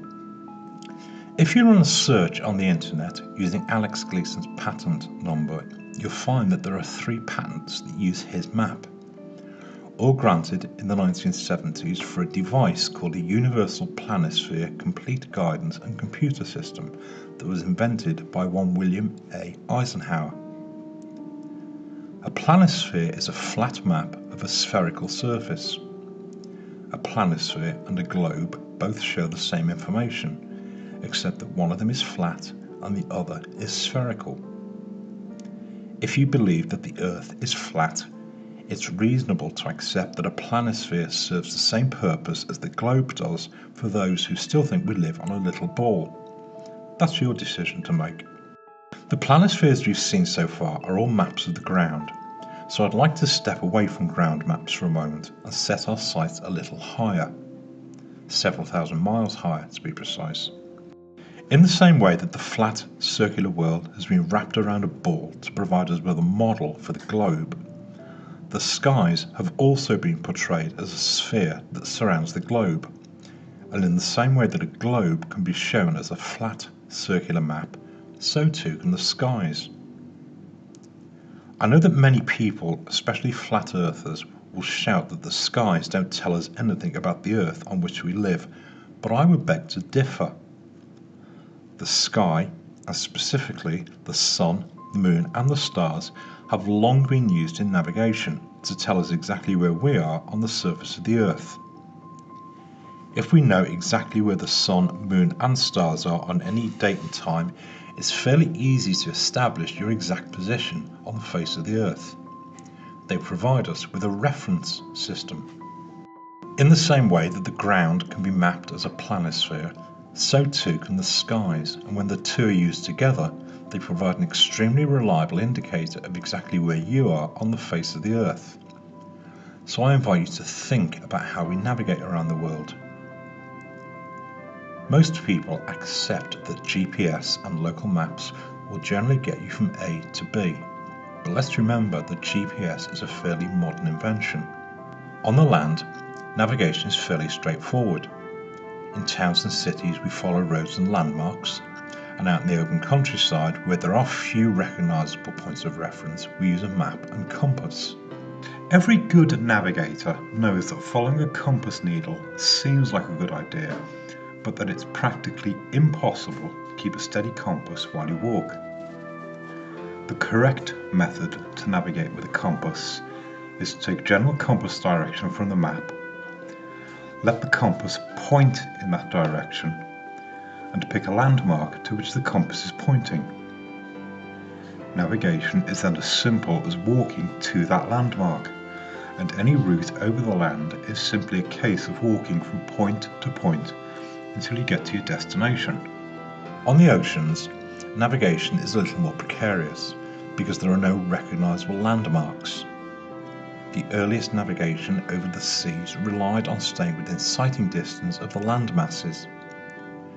The magnetic compass began to be used for navigation at sea around 1,000 years ago, but wind and sea currents meant that sailing by the compass, or dead reckoning, was still quite hazardous for the navigator until reliable clocks were invented in the 18th century.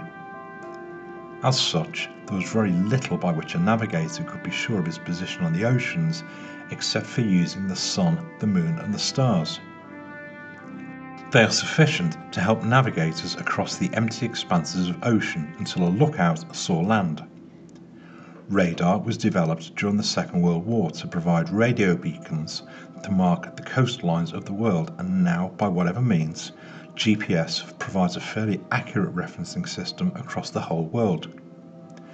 Most modern navigators rely on GPS, but any good navigator will at least have a working knowledge of the lights in the sky for emergencies. The sun, the moon, and the stars all follow very precise patterns in the sky, and if you know where they are at any point in time, they can be used to calculate exactly where you are. Navigation needs only to head in the direction in which the compass is pointing, and use the sun, moon, and stars as markers to check that you don't stray too far from your planned course. Knowing where each of them are for any particular time and date has long been calculated by the astronomical and naval institutions of the world, and to find where they are on any particular time and date we use an ephemeris. No, not a feminist, an ephemeris. An ephemeris is a detailed set of tables from which a navigator can calculate their position anywhere on the Earth. Unfortunately, and because the sky is constantly moving, it requires some 20-odd calculations for every single position, and hence the need for good navigators on the oceans. During daylight hours, navigation is reliant on the sun and occasionally the moon. At night, the stars provide so much more information, but the calculations are still subject to mistakes. So in 1975, Mr. William Eisenhower patented his Universal Planisphere Complete Guidance and Computer System. It looks rather complicated, so let's simplify it a little. Essentially, it's a series of disks that are riveted together so they can rotate over each other. The principal disks show the sun and the moon positions in the sky, and two disks show the principal stars and constellations in the night sky. Another disk shows the surface of the Earth and the principal land masses. If you look closely, you'll recognize the land masses match those that are shown on the familiar AE map. In other words, the AE map and its relative proportions are considered to be accurate enough for the purposes of world navigation. Despite this only having been invented in the 1970s, this navigation tool became obsolete when GPS was rolled out in the 1990s. It did go into production for a short time, but I was only able to find one that is still in existence. The plans here can be found on the original patent application, but they don't do it much justice, so I figured it might be nice to see what a real one looks like. It measures 16 inches across, so as you can probably imagine, it doesn't contain, nor does it need to show, any inland details. For all practical purposes, it needs only to show the coastlines of the world continents. Remember, ships stop when they reach the land. For anyone who takes a moment to look at the patent application, you'll read that it can be used to show which lights in the sky are above which points on the Earth, and conversely, which points on the Earth are below the various lights in the sky. It shows what the sky looks like from the ground. So, in closing, the flat, circular map of the world seems to have a fairly reliable track record for the purposes of navigation around the world when coupled with the lights that we all see in the sky. Given that 1/4 of our world is still effectively out of bounds, this is certainly not an assertion by me that this is what a full map of the world looks like, but it does seem to add one more piece to the puzzle. If you believe that the world is flat, I would suggest that the flat, circular layout provides an accurate indication of how the various continents are placed in relation to each other, but that's your decision to make. The lights in the sky can tell us nothing in themselves of the shape of the Earth, but they certainly do provide us with a reliable reference system. Perhaps the lights in the sky have more to tell us. Thank you for listening.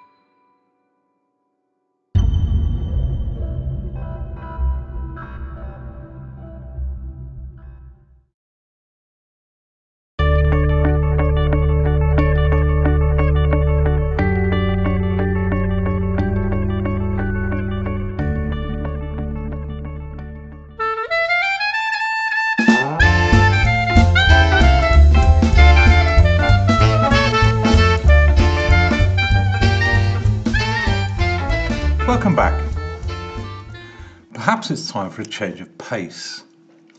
We've taken some time to look at the various maps of the world, and the layout that some of us think might be credible is the circular layout.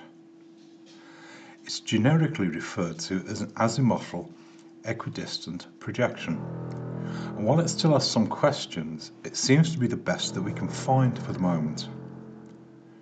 For some reason, this map really does seem to annoy some people, and while I'm inclined to think that it serves some purpose, I also think it might be keeping us from making further progress.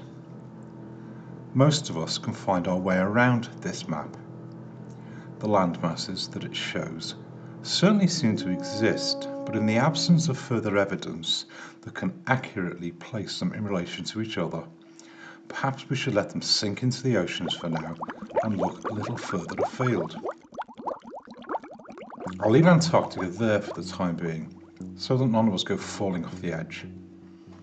There may well be land beyond there, but I've seen no credible evidence, and for me to offer an opinion would be nothing more than idle speculation, so I'll leave it there for now. We do have some reasonable grounds to believe that at least this much of the Earth does exist, and back in episode 10 I showed that it has roughly the same surface area as the globe, so it might be a good place to start. A blank canvas, if you like. With a surface area of 196 million square miles, and in the absence of any recognisable land masses, we need some means to reference things. So try this for size. For those who still think we live in a little ball, you may be familiar with the notion that a typical globe has an axis that runs through the middle from the North Pole, traditionally at the top, to the South Pole at the bottom, while a flat disk has the North Pole at the middle, running to the south around the edge. All circles can be divided into 360 degrees. Take a look at any protractor, you'll see that they're all the same. A typical globe has 36 longitude lines, 10 degrees apart, running from the North Pole to the South Pole. And the disk maps show the same information, but generally stick with using 24 of them placed 15 degrees apart. These lines are imaginary, but world navigation seems to agree that the line that runs through Greenwich and Paris is accepted worldwide as being the start point or prime meridian. But for our purposes, the prime meridian is academic. You can start anywhere you choose. There is another imaginary line called the equator that runs around the middle of the globe. On the disk, it follows a midline between the North Pole and the edge. Both models seem to agree that the equator is roughly the same length, about 25,000 miles. Running parallel to the equator, there are also imaginary lines called latitude lines running east and west around the globe. But for the sake of simplicity, let's just stick with the lines that are 30 degrees and 60 degrees on each side of the equator. On the disk, the same lines form concentric circles around the North Pole. Any point on the Earth can be shown by providing a longitude coordinate and a latitude coordinate, the point being where the two lines meet, so we now have a reference system, but for our purposes here, all I need are latitude lines. Any latitude on either model will show you how far you are from the North Pole, and at this moment that's all we need, even for those of you who still think we live on a little ball. By a couple of clicks with your mouse, you could find your own latitude anywhere in the world. Latitude lines serve as well as a reference because they're a navigation tool based on the lights in the sky. Back in episode 11, I showed that the lights in the sky have been used by navigators for many centuries. Indeed, they were used on the oceans right up until the middle of the 18th century, when reliable clocks began to develop. While many modern navigators now rely on GPS, it's notable that a number of the naval institutions around the world have returned to teaching celestial navigation. So let's go and see what all the fuss is about. The word planisphere simply means a flat map of a spherical surface. the flat, circular map of the world has been wrapped around a ball to provide a model for the globe. And in the same way that the flat, circular map of the world can be shown as a ball, so too can the skies. This is an astronomical planisphere. It's a flat map of the sky above the Earth. To the casual observer, the lights in the sky are something that most of us take for granted. Barring bad weather and chemtrails, we can see them every night and don't generally pay them much attention. If you're like me, the first time this caught your attention, you went rushing to the internet to see exactly which stars you were looking at, and were probably overwhelmed by the whiz-bang websites that shows a host of fast-moving animations and complicated star maps that leave us with more questions than answers. So let's put the brakes on and take a closer look. For most of us, this will be a fairly new subject, so I invite you to listen to my assertions, and I'll put some plans at the end for those of you who'd like to try this for yourselves. I'll show you the plans to make your own planisphere. While the astronomical priests of the world would have us believe that the lights in the sky are some mystical subject from among the dark arts, astronomy is remarkably simple, but not to be confused with astrology that seeks to confer special powers on the lights in the sky that are understood by a chosen few who charge us lots of money to tell you what they mean. Thank you, but we'll stick with what we can see for now. An astronomical planisphere comprises two disks that are riveted together so that one of them rotates over the other. The top disk is transparent to provide a window, called a ground mask, through which you can see part of the sky above.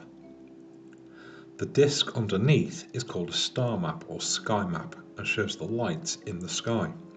The manufacturer of this particular planisphere, Philips, have been producing these things for well over a century, so we can be reasonably content that their information is accurate. Unfortunately, I'm one of those people who has an irresistible urge to find out how things work. So once I got my hands on this thing, my first instinct was to pull it apart. But those nice people at Philips went one better and made a glow-in-the-dark version. It seems like a good idea, but it's not as practical as one might think. The window tends to look rather busy, but it does have one advantage, that I can pull the whole ground mask off and see what's underneath. Cool, eh? With the ground mask removed, you can see most of the sky in one go, but let's not anticipate developments. Any half-decent astronomical planisphere will look like this and contains the same essential elements. The bottom layer, the star map, shows the months of the year around the edge, and inside of that it shows the days of each month. Depending on the manufacturer, some show each day of the month and some show them in 2 or 3 day intervals to keep the layout simple. The difference matters little. Printed on the top layer, the ground mask, are the 24 hours of the solar day and a window that allows you to see parts of the sky through a circular window that shows the limits of your horizon. Although you can't really see it here, there's a faint blue cross at the middle of the circle to show you, the observer, in the middle. I'll mark it here with a red dot to make it a bit clearer. A closer look will show that the cardinal compass directions, north, east, south and west, are also shown, but the more observant among you will notice that they run in the opposite direction to a standard compass rose. That's because it's showing what the sky looks like above your head. The first thing that most people realise when they see something like this is that the sky is humongous. We only see about 1/4 of the total sky, and ground masks are produced to show the sky at a particular latitude. This one is made to show the sky above the 51-degree latitude line anywhere around the world, but it's sufficient to show the sky for a good 80-degree radius around that point, and shows the sky above Northern Europe, North America and Canada. So let's see what's up there. If you're standing on the Earth, anywhere along the 50-degree latitude line and look up, this is the sky above your head. You're the dot in the middle of the ground mask, and this is your horizon. If you look at the times of day around the edge and rotate the time of day to match the date, it will show you the sky immediately above your head. This far north, we can see Polaris at the centre. If we pick January 21st for a moment at 6 p.m, this shows the stars above your head, and as the evening rolls on, and by the hour, you'll see that the sky changes. So I have a question for you. The stars above your head are constantly rotating. So, is it the Earth that's moving or the sky?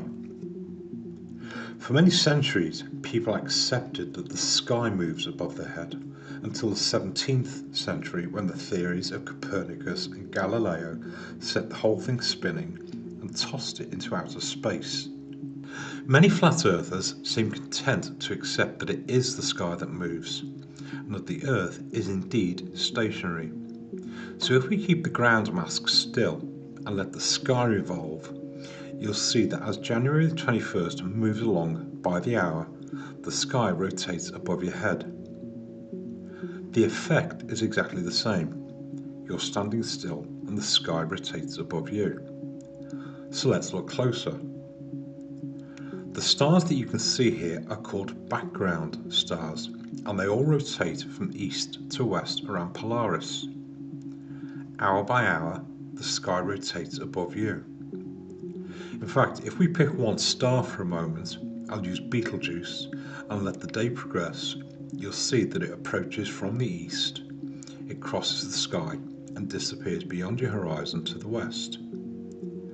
As the sky continues to rotate, it eventually goes all the way around and reappears on your eastern horizon the next day. In fact, it takes the sky 23 hours, 56 minutes and 4 seconds to make one full rotation. It's called a sidereal day, and everything in the sky rotates around Polaris. The horizon is essentially the limit of our eyesight in all directions, and seems to have nothing to do with us living on a little ball. So let's take a look behind the scenes. If I remove the ground mask completely, you'll see a map of the sky. It looks a little daunting at first, lots of dots, but there are really only two things in the sky with which we should concern ourselves, so let's try and simplify things. What's shown here are the background stars. They are the stars that rotate around Polaris every day above your head. If you remember that we are looking upwards, all the stars are rotating anti-clockwise around Polaris. A closer look will show that in the same way that the Earth can be divided up with latitude and longitude lines, so too can the skies. The sky has an equator called the celestial equator, just like the Earth, but a closer look will show that the celestial equator is aligned perfectly with the equator below, and so too are the 30 and 60 degree latitude lines. So this map shows us the stars from the North Pole all the way out to the 60-degree line just inside the Antarctic Circle. As the sky rotates, the stars all rotate in the same direction. Yes, even south of the equator. The constellations in the sky are little more than dot-to-dot pictures that man has created to link the stars in the sky to each other. Early Arabic astronomers established some of the first constellations, and the Greeks added a few more to make those with which most of us are now familiar. I'm not too concerned here with most of the constellations in the sky, except to return to a comment I made earlier, that there are two things in the sky that we can use as points of reference. There's the celestial equator, and against the background stars there's another imaginary circle called the ecliptic, and while the circle itself is imaginary, it provides us with another reference. The ecliptic has been populated with the signs of the zodiac, pictures created from the background stars. They are nothing more than constellations that are part of the entire background. Beginning with Aries, they run to Taurus, Gemini, Cancer, Leo, Virgo, Libra, Scorpio, Sagittarius, Capricorn, Aquarius and Pisces. The ecliptic will give us something to work with in a moment, but let me draw your attention to the constellation that's been formed at the centre of the ecliptic. It's Draco, the dragon. And while I don't hold with the stars having any control over our lives, it's worth noting that the dragon is mentioned in the Bible, and it doesn't come with glowing references. The ecliptic forms a circle around the constellation of Draco that's off-centre compared to Polaris. So while everything rotates around Polaris, the ecliptic itself is centred above the Arctic Circle, a shade over 66 degrees from the equator. So let's go look at the stars. I showed you a moment ago that the background stars make one full rotation in 23 hours, 56 minutes and 4 seconds, a sidereal day. But man, in his wisdom, has elected to adopt a 24-hour day based on the position of the sun instead. It doesn't seem like a tremendous difference, but it does create a number of noticeable effects. If we use Betelgeuse again for a moment, it takes 23 hours, 56 minutes and 4 seconds to make one full rotation. So in 24 hours it makes a little over one full circuit. In fact, each point in the sky travels about 361 degrees in 24 hours. So if I go out and look at the stars at exactly the same time each night, I'll see them gradually drift west night by night. If I watch for a whole year, the day-by-day drift will end up back where it started at the same time of night, and the whole cycle repeats again. Of course, the big question that most flat earthers struggle with is the sun. So let's take a look. We tend to look at the sun from the ground, and so we use the ground as our frame of reference. But suppose we look at it in another way. Let's look at it against the background stars. The sun moves along the ecliptic. In fact, it takes a year to travel around the ecliptic. So let's remove the ground mask and see what's under the hood. The location of the sun against the background stars is found by laying a straight edge from the centre of the sky to the date we're looking at it. The sun takes 1 year to travel around the ecliptic. So if all circles can be divided into 360 degrees, the sun travels about 1 degree per day along the ecliptic. If you look a little closer, you'll see that the ecliptic is the same size as the celestial equator, and the celestial equator is the same size as the surface equator, about 25,000 miles. So the sun travels about 70 miles along the ecliptic each day. So what does all this look like from the ground? If we use December 22nd for a moment and lay a straight edge to that date, we'll see that the sun is just passing into Sagittarius. But remember that while the sun moves 1 degree per day along the ecliptic, the whole sky rotates 361 degrees around Polaris. So the net effect is that the sun describes this path over the surface of the Earth. Flat earthers generally know that excepting North Pole, we don't see the sun up there for 24 hours. So what does it look like from the ground? If I replace the ground mask and rotate it until the sun is right on the eastern horizon, you'll see that on December 22nd it's there at 8 AM, sunrise. Over the day, remember that the whole sky rotates east to west around Polaris, so you'll see the sun travel from the eastern horizon to the western horizon, arriving there just before 4 PM, sunset. At that point, it's beyond the limits of our eyesight to see, and as the light fades, you'll see the stars become visible again.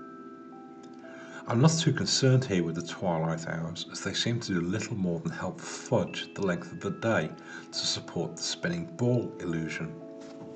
If I remove the ground mask again but leave the horizon line there for reference, we get the best of both worlds, and can take a closer look at the ecliptic. Looking upwards as the year progresses, the Sun moves 1 degree per day clockwise around the ecliptic, so that by the middle of March it's in the constellation of Pisces.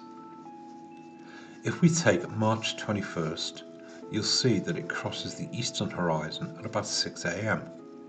and the whole sky rotates that day, taking the Sun across the sky to pass the western horizon about 6 p.m. for sunset. By the middle of June, the Sun is just entering the constellation of Gemini, and from the ground you'll see that it crosses your eastern horizon at about 4 a.m. The sky rotates around Polaris and the Sun crosses the sky to the western horizon, arriving there about 8 p.m. We are now at the height of summer north of the equator, and the path across the sky is over the Tropic of Cancer, the summer solstice. By the middle of September, the Sun has progressed even further around the ecliptic and is now entering the constellation Virgo, where it will cross the eastern horizon at about 6 a.m. and crosses the sky to the western horizon at about 6 p.m. By the end of the year, the Sun is back where it started, heading into the constellation of Sagittarius, with sunrise at 8 a.m. and passing through the sky above the Tropic of Capricorn. It provides summer again south of the equator. So let's recap the story so far. North of the equator, from the middle of winter, the Sun crosses your eastern horizon and takes this path through the sky above the Tropic of Capricorn to your western horizon. In the spring, it crosses your eastern horizon and takes this path through the sky above the equator and sets in the west. By the summer, north of the equator, the Sun crosses your eastern horizon to pass over the Tropic of Cancer during the day, before setting at the western horizon.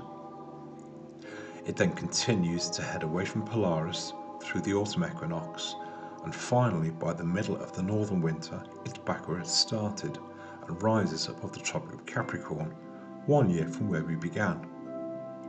It seems like a fairly credible reason for the change of seasons during the year, so I'd like to add 1 or 2 extras to this for people to think on until next time. There's no need here for me to complicate things any further than to show where the Sun is at the equinoxes and solstices. I'm sure you're now able to work out where the Sun is as it passes from one to the next as the year progresses, so I'd like to take 1 more look behind the scenes before I close. One subject of much argument among flat earthers is the notion that the Sun needs to somehow speed up over the Tropic of Capricorn. I would suggest that there's no need for it to do so. The Sun travels around the ecliptic at a steady speed of about 1 degree, about 70 miles per day. Additionally, the whole sky rotates once in 23 hours, 56 minutes and 4 seconds. The fact that the Sun appears to cover a longer path over the Tropic of Capricorn is nothing more than a consequence of us measuring its path by ground speed.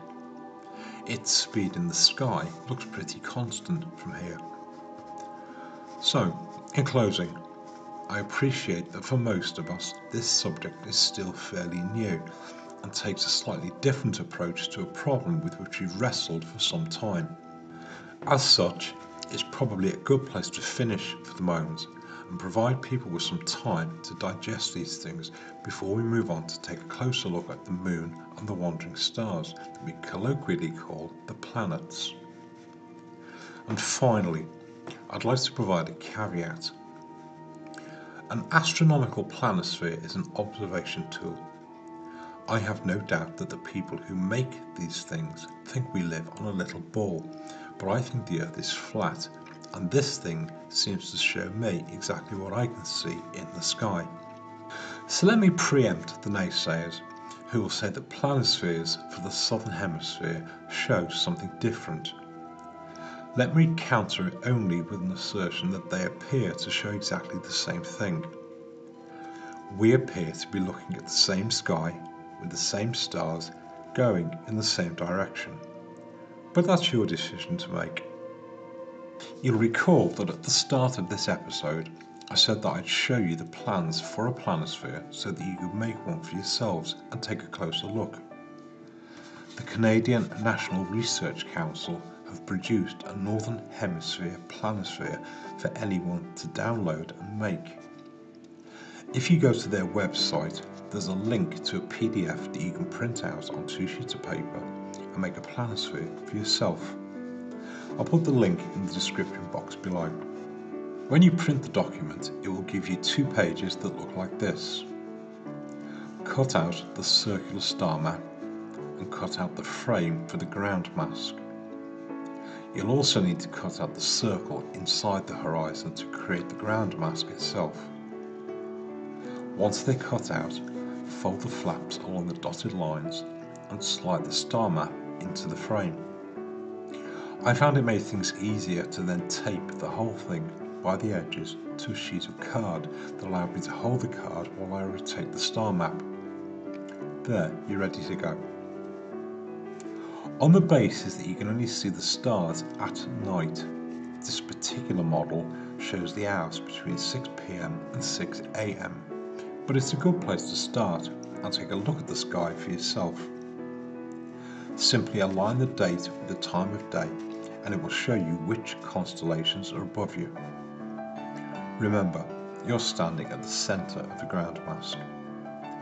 As the evening progresses, you'll see all the stars rotating from east to west across the sky, and it'll give you a feel for what's going on up there. Next time, we'll take another look at the sun, and we'll also take a look at the moon and the wandering stars. In the meantime, take a look for yourself. Thank you for listening.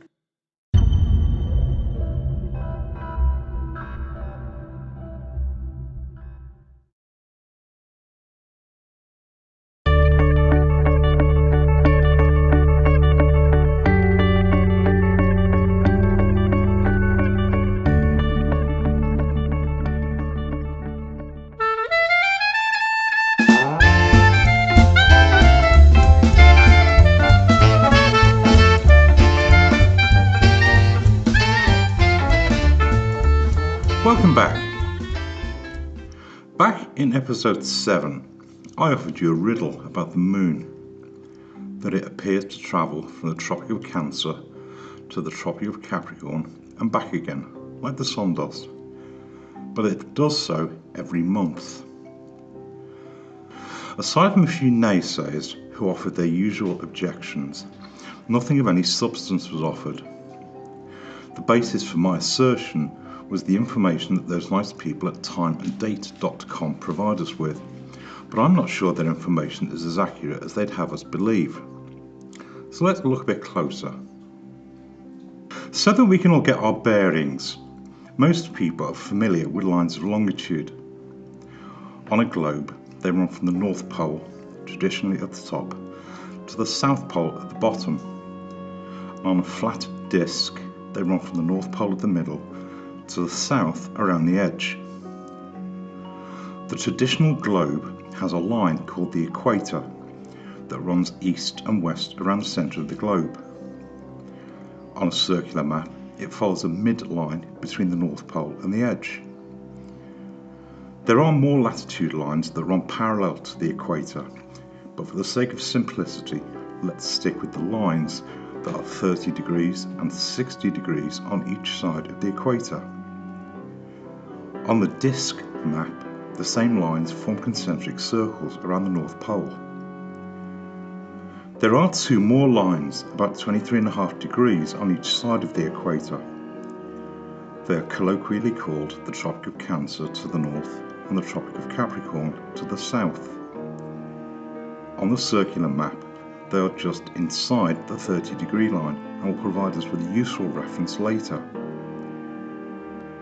Latitude lines provide us with an indicator to show us how far we are from the North Pole, and by a couple of clicks with your mouse, you can find your own latitude anywhere on the surface of the Earth. Yes, even for those of you who still think we live on a little ball. For our purposes here, we can dispense with the lines of longitude. The lines of latitude provide us with all the information that we need for the moment. Back in episode 12, I explained that a planisphere is a flat map of a spherical surface. The flat, circular map of the world has been wrapped around a ball to provide a model for the globe. A planisphere and a globe both show the same information, except that one of them is flat and the other is spherical. In the same way that the surface of the Earth can be modelled as a globe, so too can the skies. Some of you may be familiar with this model. It shows the sky surrounding the globe. And in the same way that the Earth can be shown as a disk or a ball, so too can the skies. This is an astronomical planisphere. It's a flat map of the sky above the Earth. I don't want to get too waylaid here with the question of whether the sky above our heads is a dome or some other shape, except to say that there appears to be a structure of some description above our heads, and that will be sufficient for our purposes here. An astronomical planisphere is an observation tool. It shows what the sky looks like from the ground. It comprises two disks that are riveted together so that one rotates over the other. Any half-decent astronomical planisphere will have the same essential elements. The top disk is transparent and has a window called a ground mask to show the limits of your horizon and through which you can see part of the sky above. Although you can't really see it here, there's a faint blue cross at the centre of the window to show you, the observer, in the middle. I'll mark it here with a red dot to make it a bit clearer. I mentioned back in episode 12 that while this model glows in the dark, it's not as practical as one might think, but it does have one advantage, that I can pull a whole ground mask off and see what's underneath. The bottom layer is generally called a star map or sky map. Around the edge you can see the 12 months of the solar year, and inside of that you can see the days of each month. Depending on the manufacturer, some show each day of the month and some show them in 2 or 3 day intervals. The difference matters little. I'm going to stick with using this particular model as it lets me see most of the sky in one go. The centre section is a map of the lights in the sky, but it looks rather busy, lots of dots, so let's see if we can simplify things. The stars you can see here are called background stars, with Polaris at the centre. Looking upwards, the whole sky rotates anti-clockwise, east to west around Polaris. Yes, even south of the equator. And in the same way that the surface of the Earth can be divided up with latitude and longitude lines, so too can the skies. The sky has an equator called the celestial equator, but a closer look will show that the celestial equator is about the same size and perfectly aligned with the equator below. You can see which stars pass above which points on the Earth. This particular sky map is big enough to show the sky from Polaris, which is above the North Pole, all the way out to the 60-degree line just inside the Antarctic Circle. Like the surface of the Earth, the sky is also divided up with longitude lines, but given that the sky is constantly rotating, those lines have little to do with those on the surface of the Earth, but we'll take a closer look at them in a moment. Around the edge of the ground mask, it shows the 24 hours of the solar day and can be rotated to show which stars are above the observer at any time of day or night. Remember that you can't see the stars while the sun is above your horizon, but they are still there. The ground mask also shows the cardinal directions, north, east, south and west, but a closer look will show that they run counter to those on a standard compass rose. That's because they're showing what the sky looks like above your head. You'll also see that the observation point is at the 51-degree latitude line, but for our purposes here, it's good enough to show us how the sky passes over the Earth for a good 80-degree radius around that point. The only reason different ground masks are provided for different locations around the world is to accurately show astronomers which part of the sky is immediately above them. If I rotate the ground mask so that the time of day matches the date, it will show what the sky looks like above my head. And as the day moves along by the hour, it shows the sky rotating above me. The sky makes one full rotation in 23 hours, 56 minutes and 4 seconds. It's called a sidereal day, but since man has decided to use a 24-hour day based on the movement of the sun, the sky makes a little over one full rotation each day. In fact, each point in the sky travels about 361 degrees in 24 hours. It's worth mentioning here that some flat earthers appear to have concluded that the sidereal day was invented to hide the fact that 24-hour days don't work for a spinning ball. Let me counter only with the suggestion that people go out and take a closer look at the sky for themselves. It's not just the sun that travels around each sidereal day, the moon and the stars do too. By way of an example, let's suppose we pick one star for a moment. I'll use Betelgeuse and watch it for a whole day. You'll see that it approaches from the east, it crosses the sky and it sets in the west. In fact, it continues beyond your western horizon and continues all the way around until it arrives back on your eastern horizon the next day. If we let the whole process repeat again, you'll see that if we look at the stars at exactly the same time each night, they gradually drift west as the year moves along, and eventually, 1 year later, the star that you're looking at will pass the eastern horizon at exactly the same time of day, and the whole process is repeated again. So let's look closer. If I remove the ground mask again, we can take a closer look at the sky. I mentioned a moment ago that the sky is divided up and can help us to find our way around.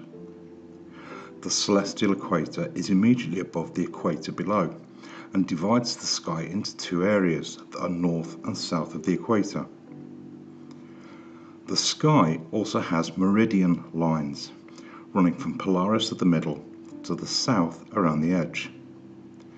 There are 12 prominent meridian lines, and given that all circles can be divided into 360 degrees, these meridian lines are spaced 30 degrees apart.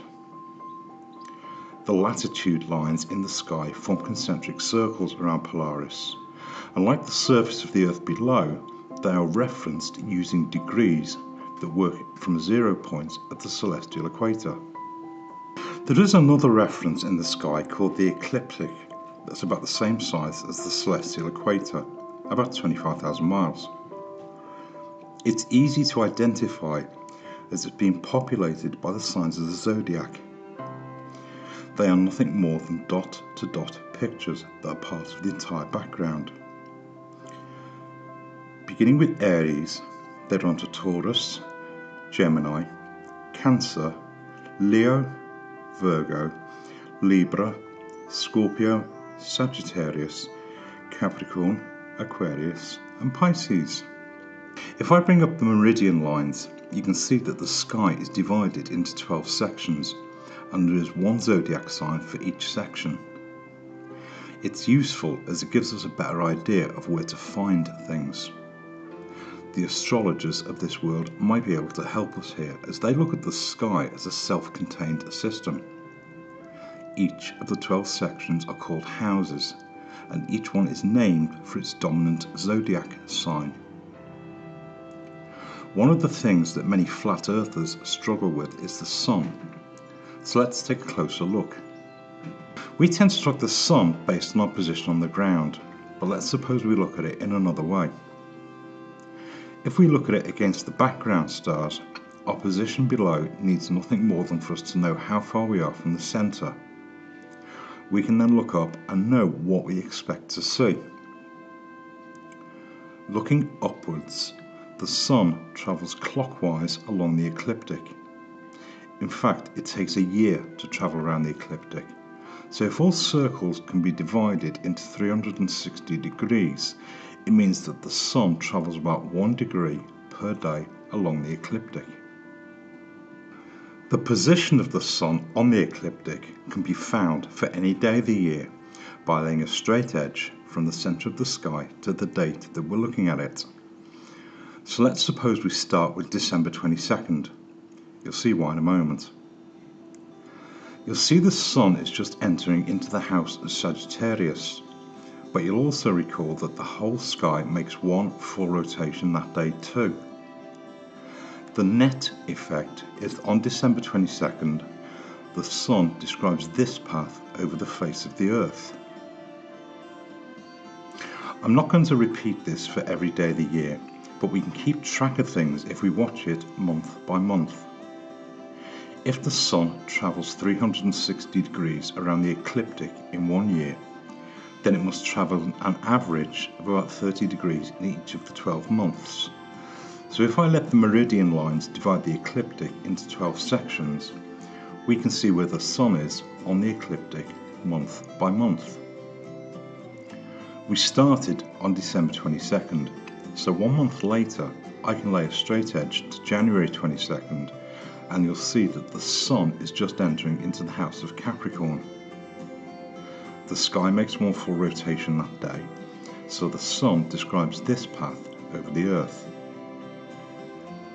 By February 22nd, it's heading into Aquarius, and it describes this path over the Earth. By March 22nd, it's heading into Pisces, and you'll see that as the sky rotates that day, the path of the Sun is above the equator, the spring equinox. It continues along the ecliptic so that by the middle of April, it's entering into Aries, and describes this path above the Earth.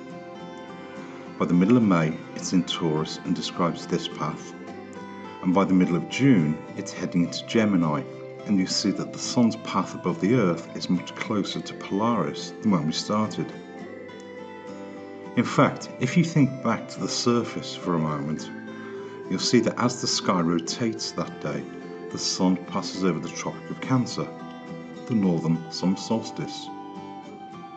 By the middle of July, the Sun is heading into Cancer, and its path that day is slowly heading away from Polaris again.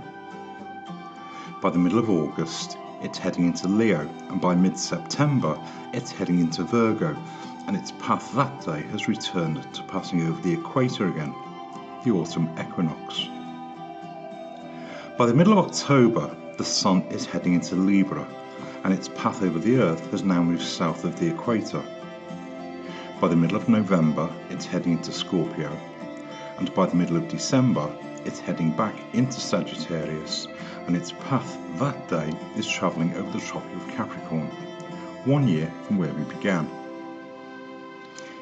In a nutshell, that's the journey that the Sun makes over the Earth by the space of 1 year.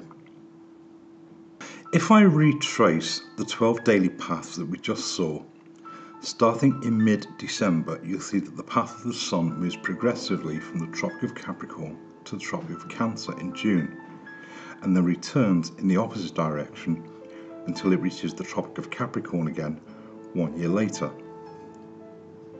If you watch the path of the Sun around the ecliptic, you can see how it travels between the tropics over the space of the year.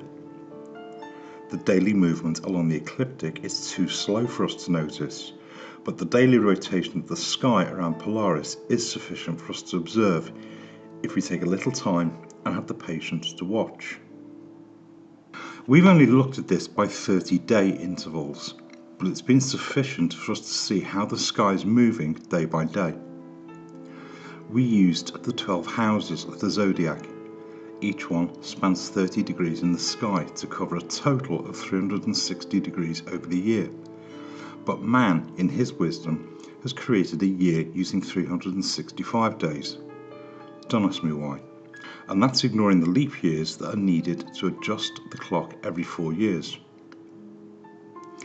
If you look closely, you'll see that as the year progresses, the Sun ends up slightly out of step with the signs of the zodiac, and certainly begs the question that if the sun is the centre of everything, why is the solar calendar so woefully wide of the mark? But that's a question for another day. If I put all 12 paths on together and replace the ground mask, you can see how the sun sweeps from your eastern horizon to your western horizon each month.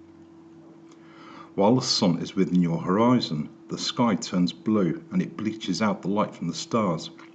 But as the sun passes beyond your horizon, the stars become visible again. Simple, really. So you've now seen how the sun travels along the ecliptic. Well, guess what? So does the moon. The planisphere works well to keep track of the sun, and it's accurate enough to be used for the whole year. The dates around the edge are provided for a 366-day leap year, but that one extra day is negligible for the purposes of following the sun and the stars. But one can't help wondering why they don't make one of these things to track the moon too. The moon travels around the ecliptic in the same way as the sun, but with a difference. The moon takes 1 month to travel around the ecliptic, and the process each month doesn't repeat itself nearly as regularly as the sun does. You'd need separate planispheres for every month of the year, but before we move on, I invite you to think back to episode 11. The lights in the sky all follow very precise patterns, and anyone who knows where they are can use them to find their location anywhere on the surface of the Earth. They provide us with a very accurate reference system. Did you ever wonder why the alleged GPS satellites are called constellations? The lights in the sky have been used for many centuries by navigators to plot their positions, especially on the open oceans where there are very few points of reference. The naval institutions and the astrological priests of the world have long kept track of the lights in the sky, and if you cross their palm with silver, they'll even tell you where they are. To find the location of the lights in the sky for any time and date, we use a book called an ephemeris. An ephemeris is a book that shows the positions of the lights in the sky for each day of the year. But since the lights in the sky are constantly moving, a new ephemeris needs to be published every year.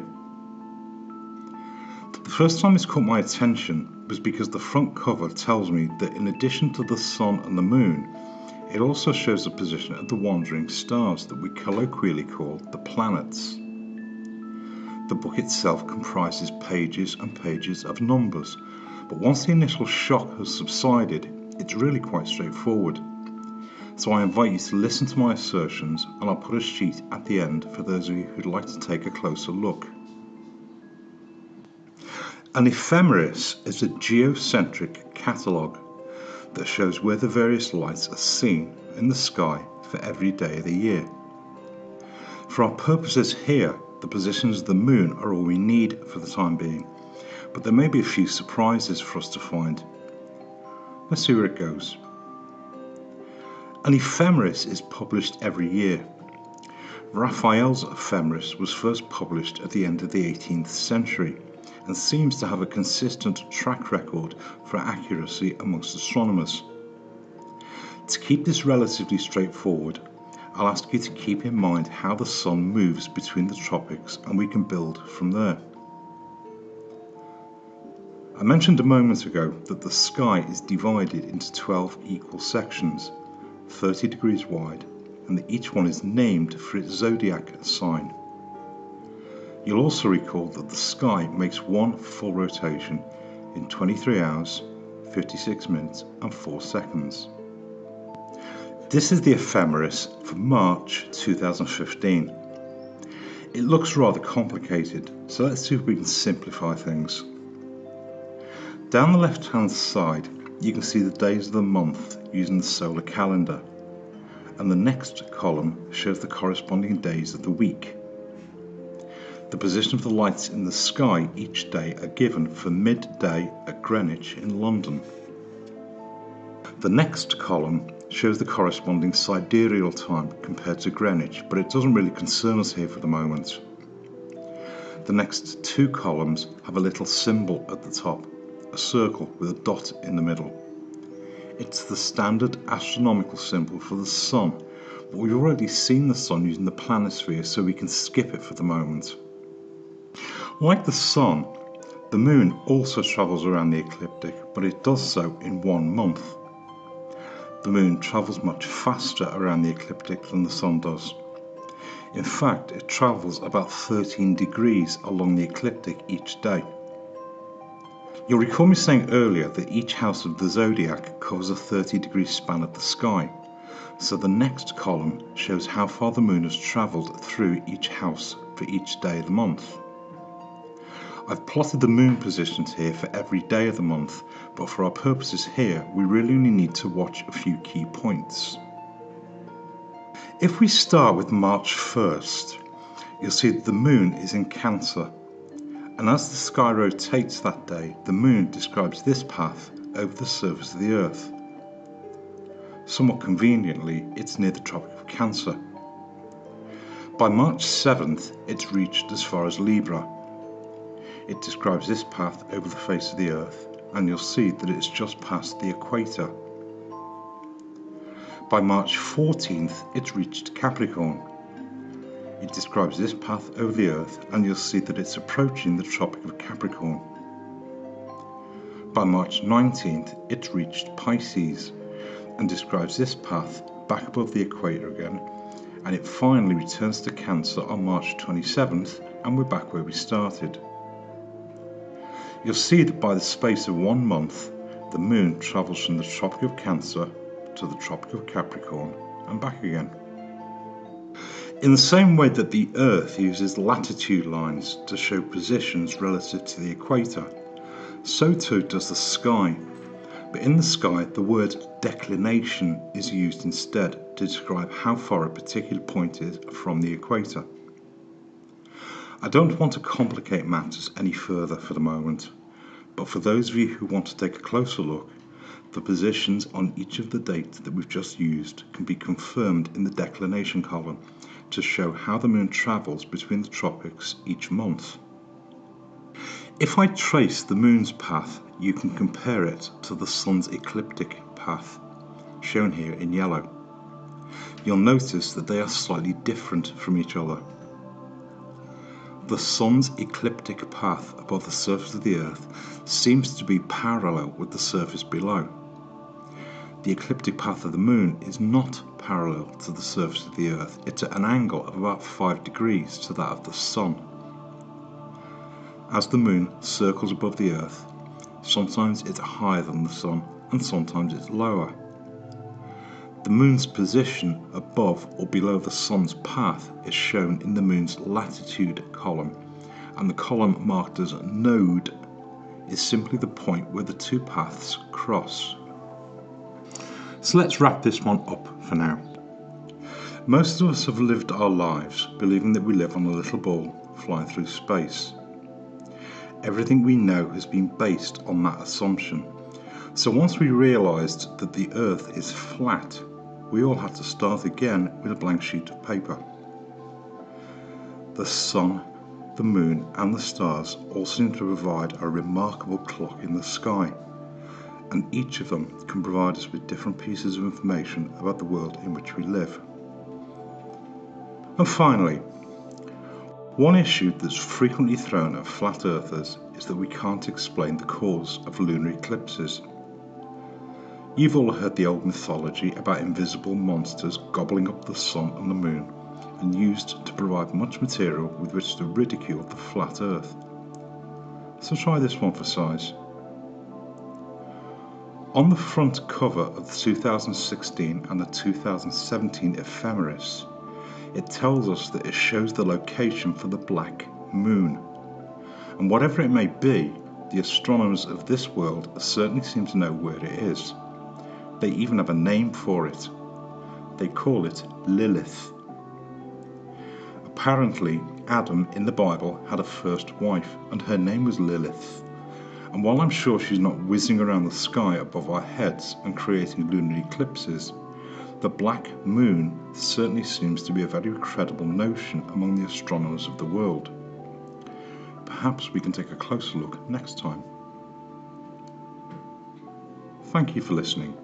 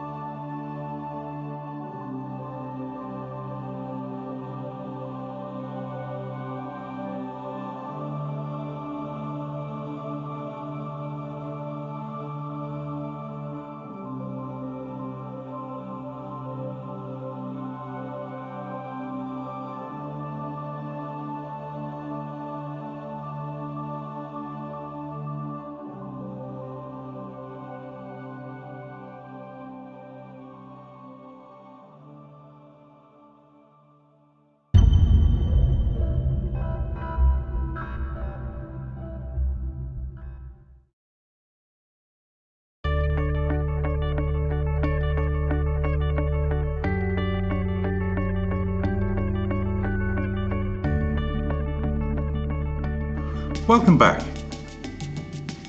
Back in episode 7, I offered you a riddle about the moon. That it appears to travel from the Tropic of Cancer to the Tropic of Capricorn and back again, like the sun does. But it does so every month. Aside from a few naysayers who offered their usual objections, nothing of any substance was offered. The basis for my assertion was the information that those nice people at timeanddate.com provide us with, but I'm not sure their information is as accurate as they'd have us believe. So let's look a bit closer.